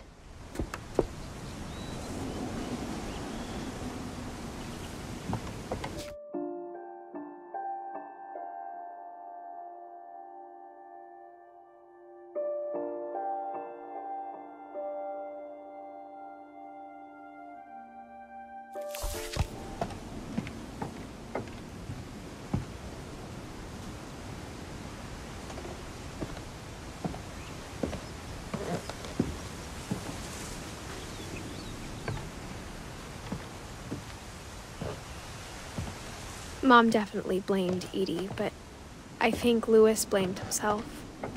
After he graduated, he just spent more and more time in his room, until Mom got him a job at the cannery. Everyone always told me to stay out of Louis's room, except Louis.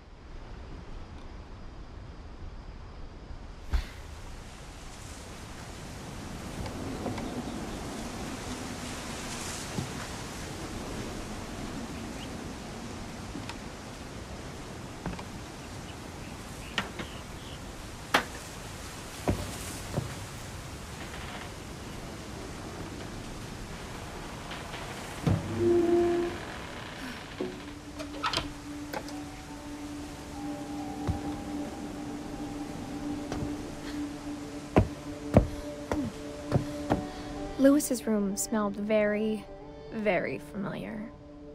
That part of him lived on.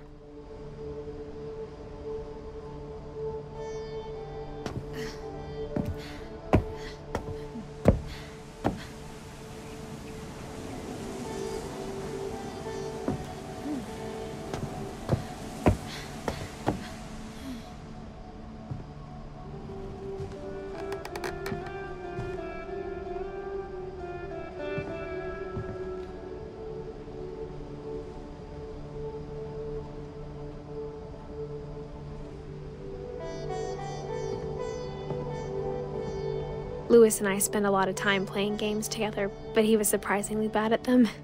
He died a lot.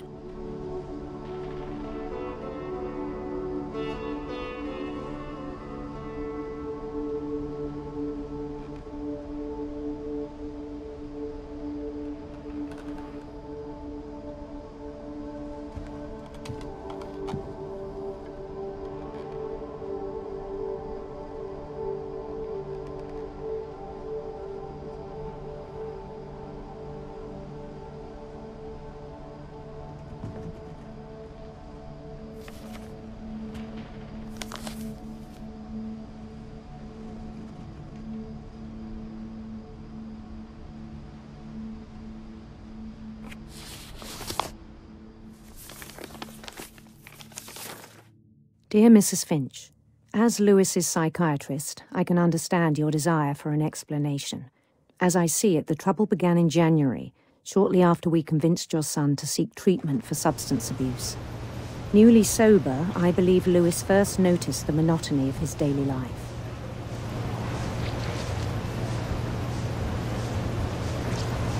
He kept working at the cannery.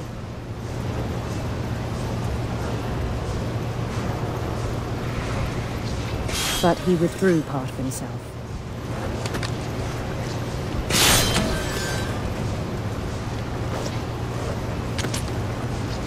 In our sessions, I saw the same behavior. His mind began to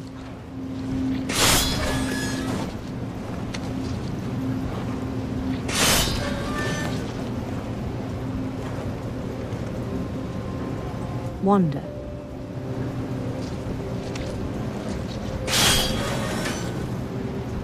I asked him to describe it. He said he started small, imagining a labyrinth. He'd feel his way about.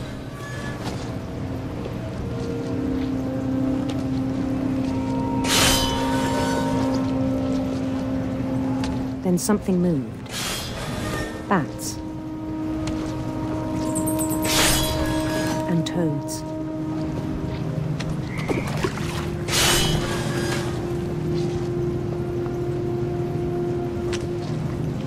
And things that have not names. He knew it was all in his head.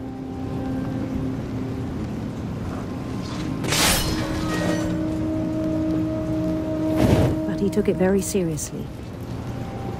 I had hoped he'd find himself.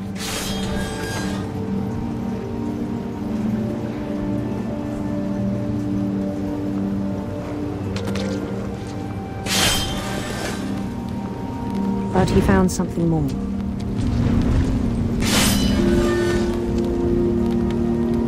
I worried about him then. Daydreaming at the cannery.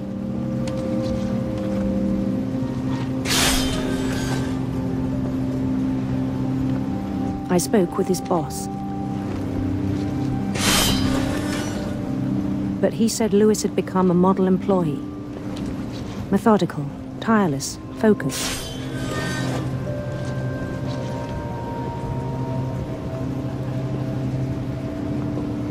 Like a whole new Lewis.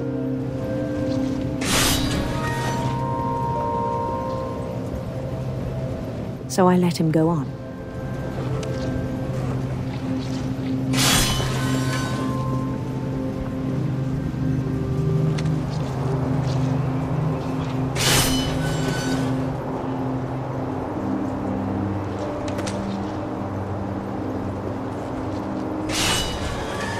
I even encouraged him. It seemed very promising at first.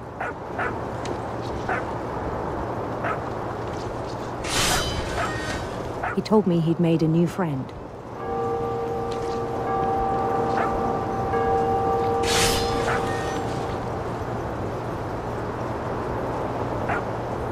On the edge of a city he named Lewis Topia.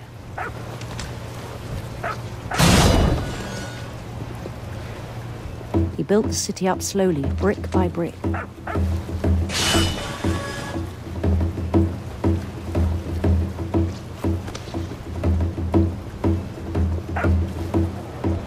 Then he made musicians.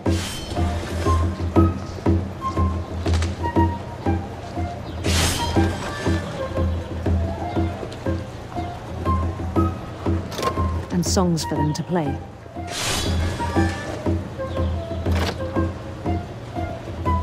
He talked about starting a band.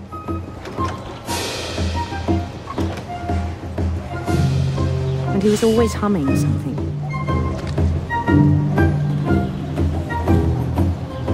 Every day his imagination grew stronger.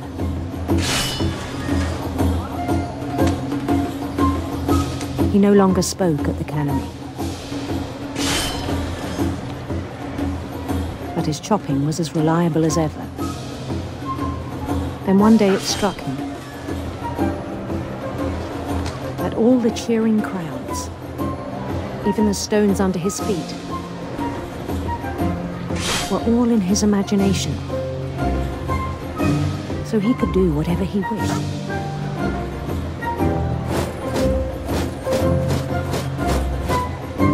He held an election for mayor,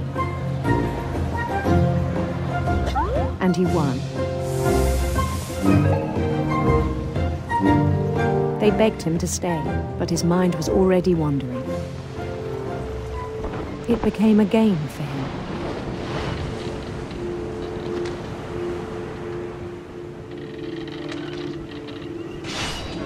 He'd conquer a city, then immediately push on. New Louisville.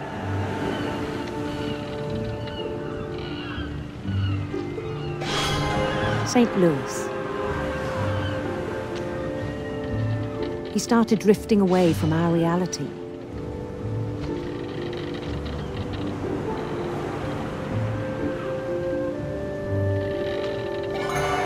Minneapolis, until one day he forgot to go home from the cannery. Even as his mother pleaded with him, part of Louis kept sailing on.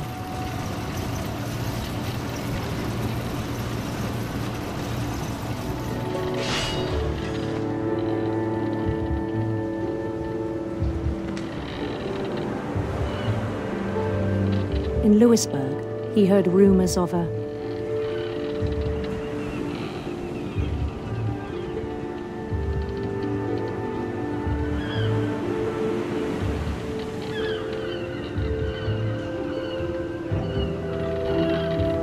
beautiful prince.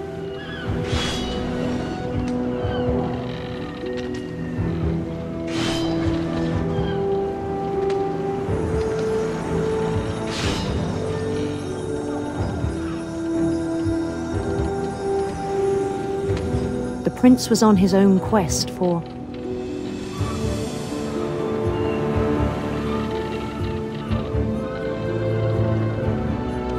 radiant rainbows.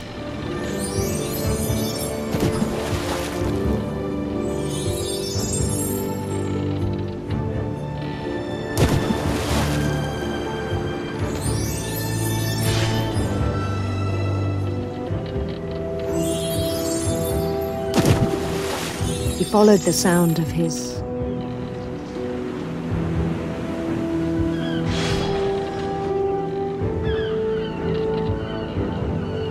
electric sitar.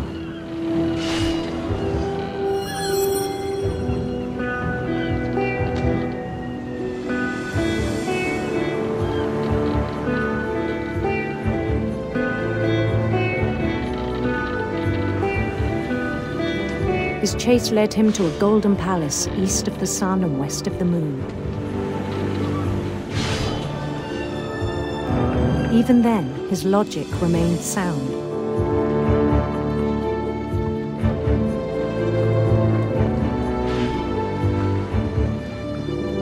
He knew the world was all in his imagination.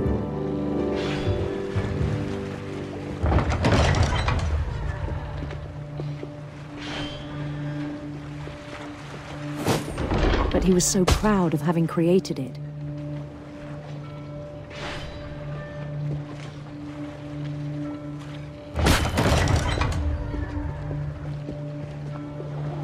In his own eyes, he'd become something greater than a king.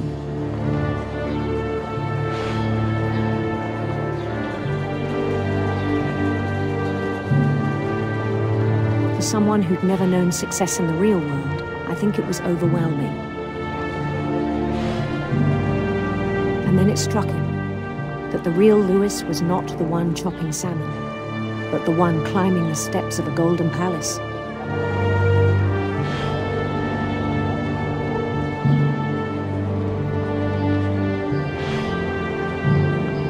My imagination is as real as my body, he told me. It was hard to argue with him.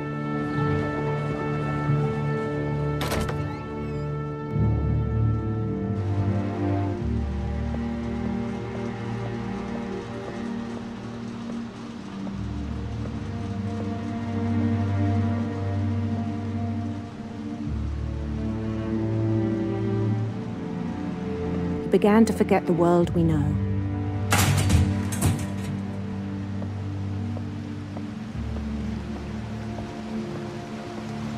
I think it pained him to remember Lewis, the cannery worker.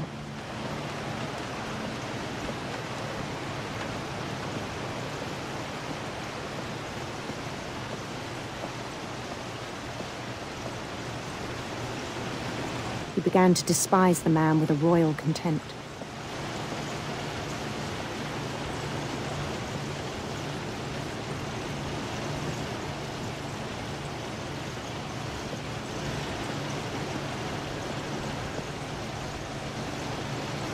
I still thought I could save him.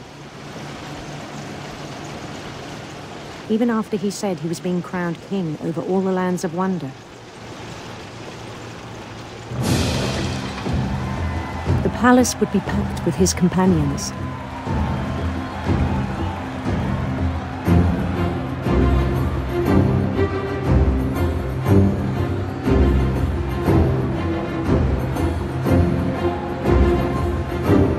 Including the wise Calico who had insisted on advising him.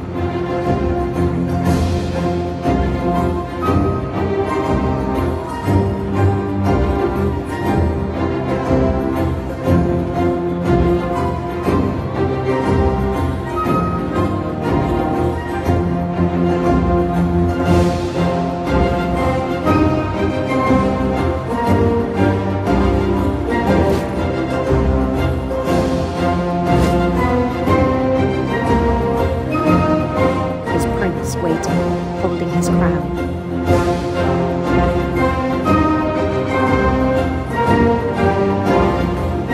There was only one thing left to do.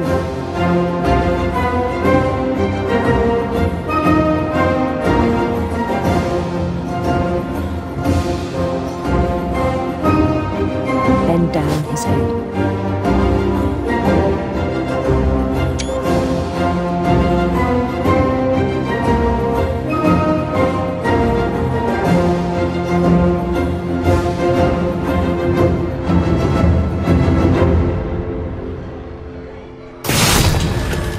I think you know. Mrs. Finch, your son was a kind man who will be missed by all of us who knew him.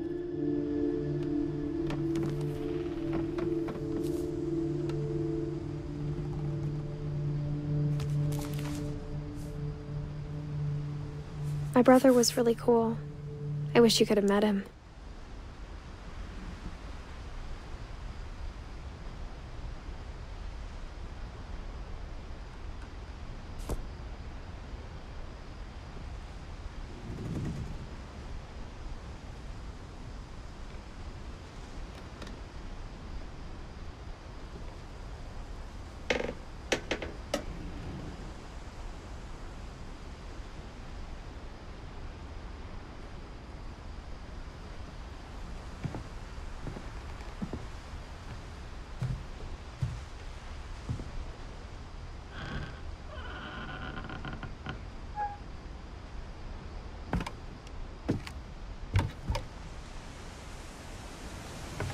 On the way back from Lewis's funeral, my mom told me to start packing.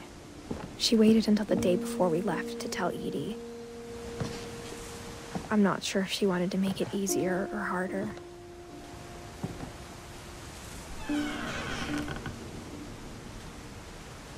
I wish we'd stayed.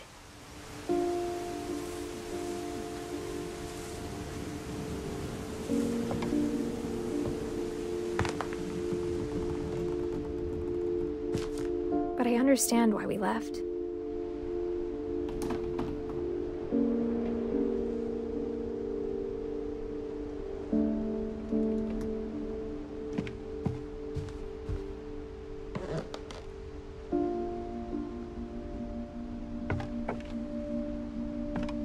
What happened that night had been coming for a long time.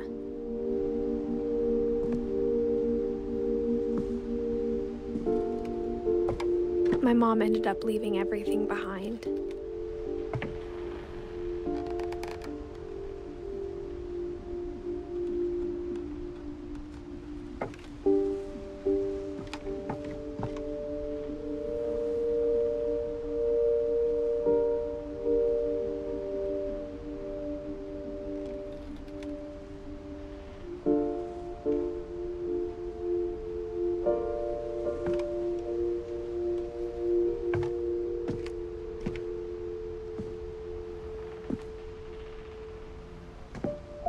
maybe it should have come sooner.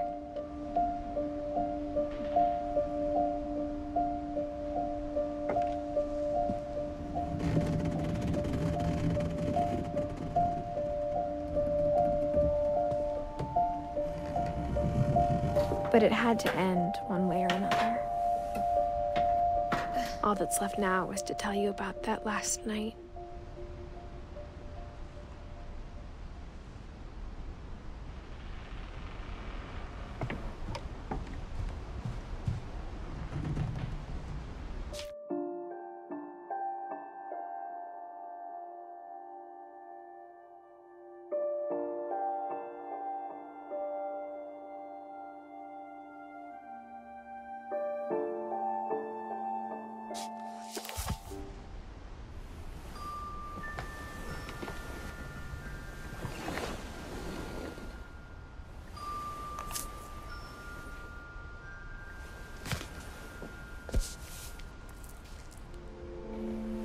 That whole last day, Edie just watched us pack and didn't say a word.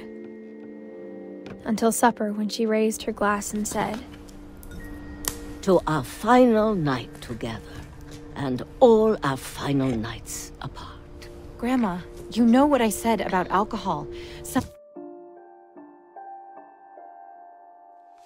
of your medications are very Edith, specific. I left a present for you in the hallway. Why don't you go open it? The grown-ups have to argue now. I'm sorry, you're right. We're all leaving tomorrow. Let's just enjoy our last... I'm not leaving. Edith, you're excused.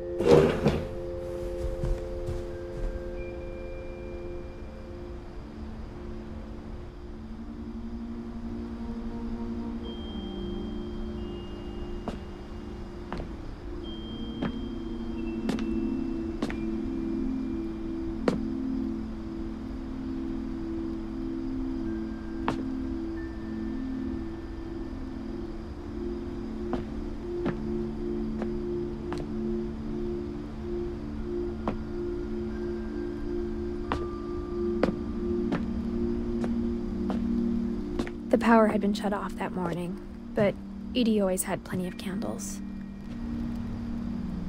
When my mom sealed the library, I don't think she knew about the other entrance. Or that Edie had a key to it.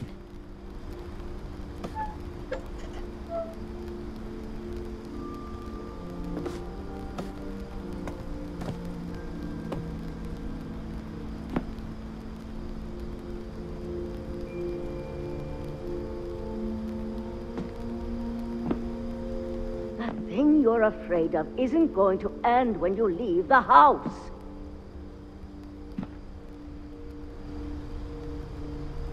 Edith has a right to know these stories. My children are dead because of your stories. I think it's best if Edith and I leave tonight. We'll have the nursing home send a van for you in the morning, okay?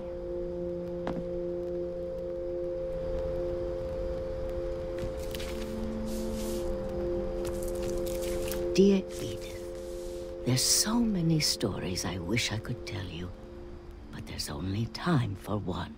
This is about what happened on the night you were born. That night, the tide went way, way out.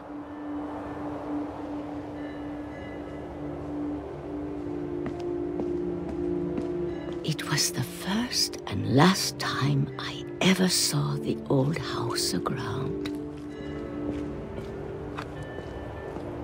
There'd been an earthquake out in the middle of the ocean. They called it the lowest tide in 1,000 years. God, it smelled awful. You know, I've seen that house every day of my life.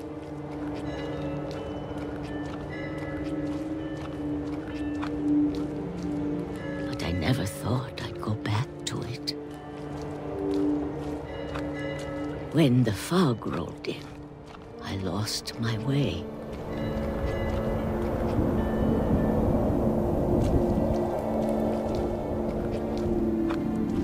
I got turned around.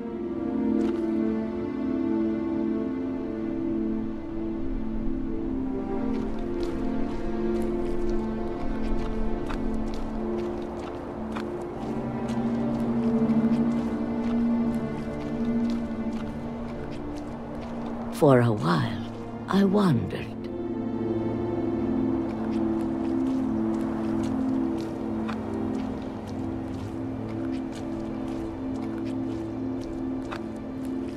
I started seeing things.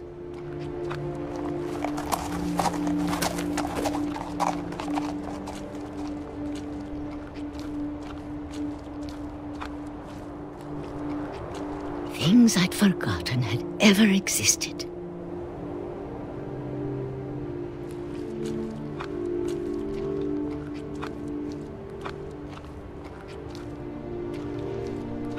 But when I saw them, they felt like old friends. That night, a lot of things came back to me. Or maybe I came back to them.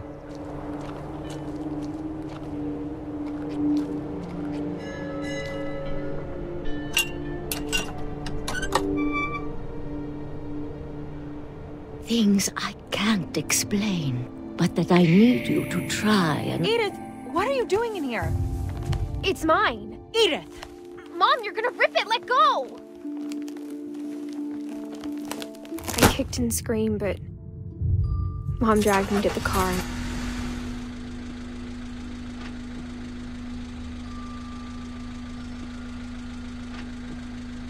I never saw Great-Grandma Edie again. The next morning, the band came to pick her up, but she was already gone. After that, we moved around a lot.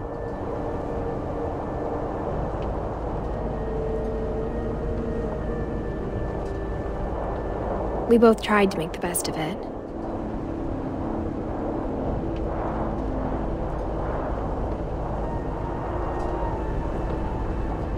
A few years went by.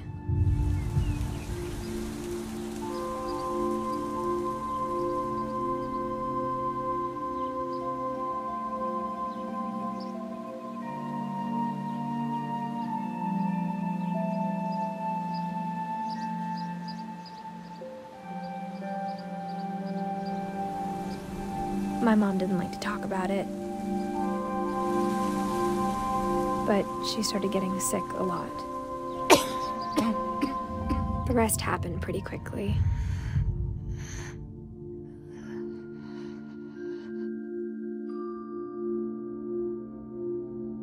She got better for a while, and then she didn't. And then I was alone. The last Finch left alive. Until I found out about you. I'm still not sure what to tell you about all this. If we lived forever, maybe we'd have time to understand things. But as it is, I think the best we can do is try to open our eyes and appreciate how strange and brief all of this is.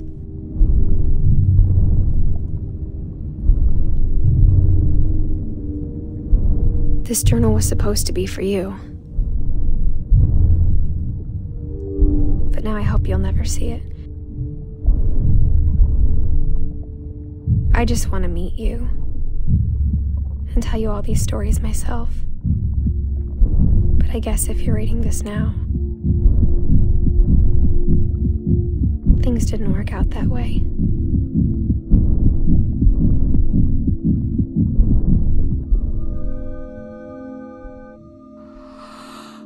This is where your story begins. I'm sorry I won't be there to see it. It's a lot to ask, but I don't want you to be sad that I'm gone. I want you to be amazed that any of us ever had a chance to be here at all. Good luck.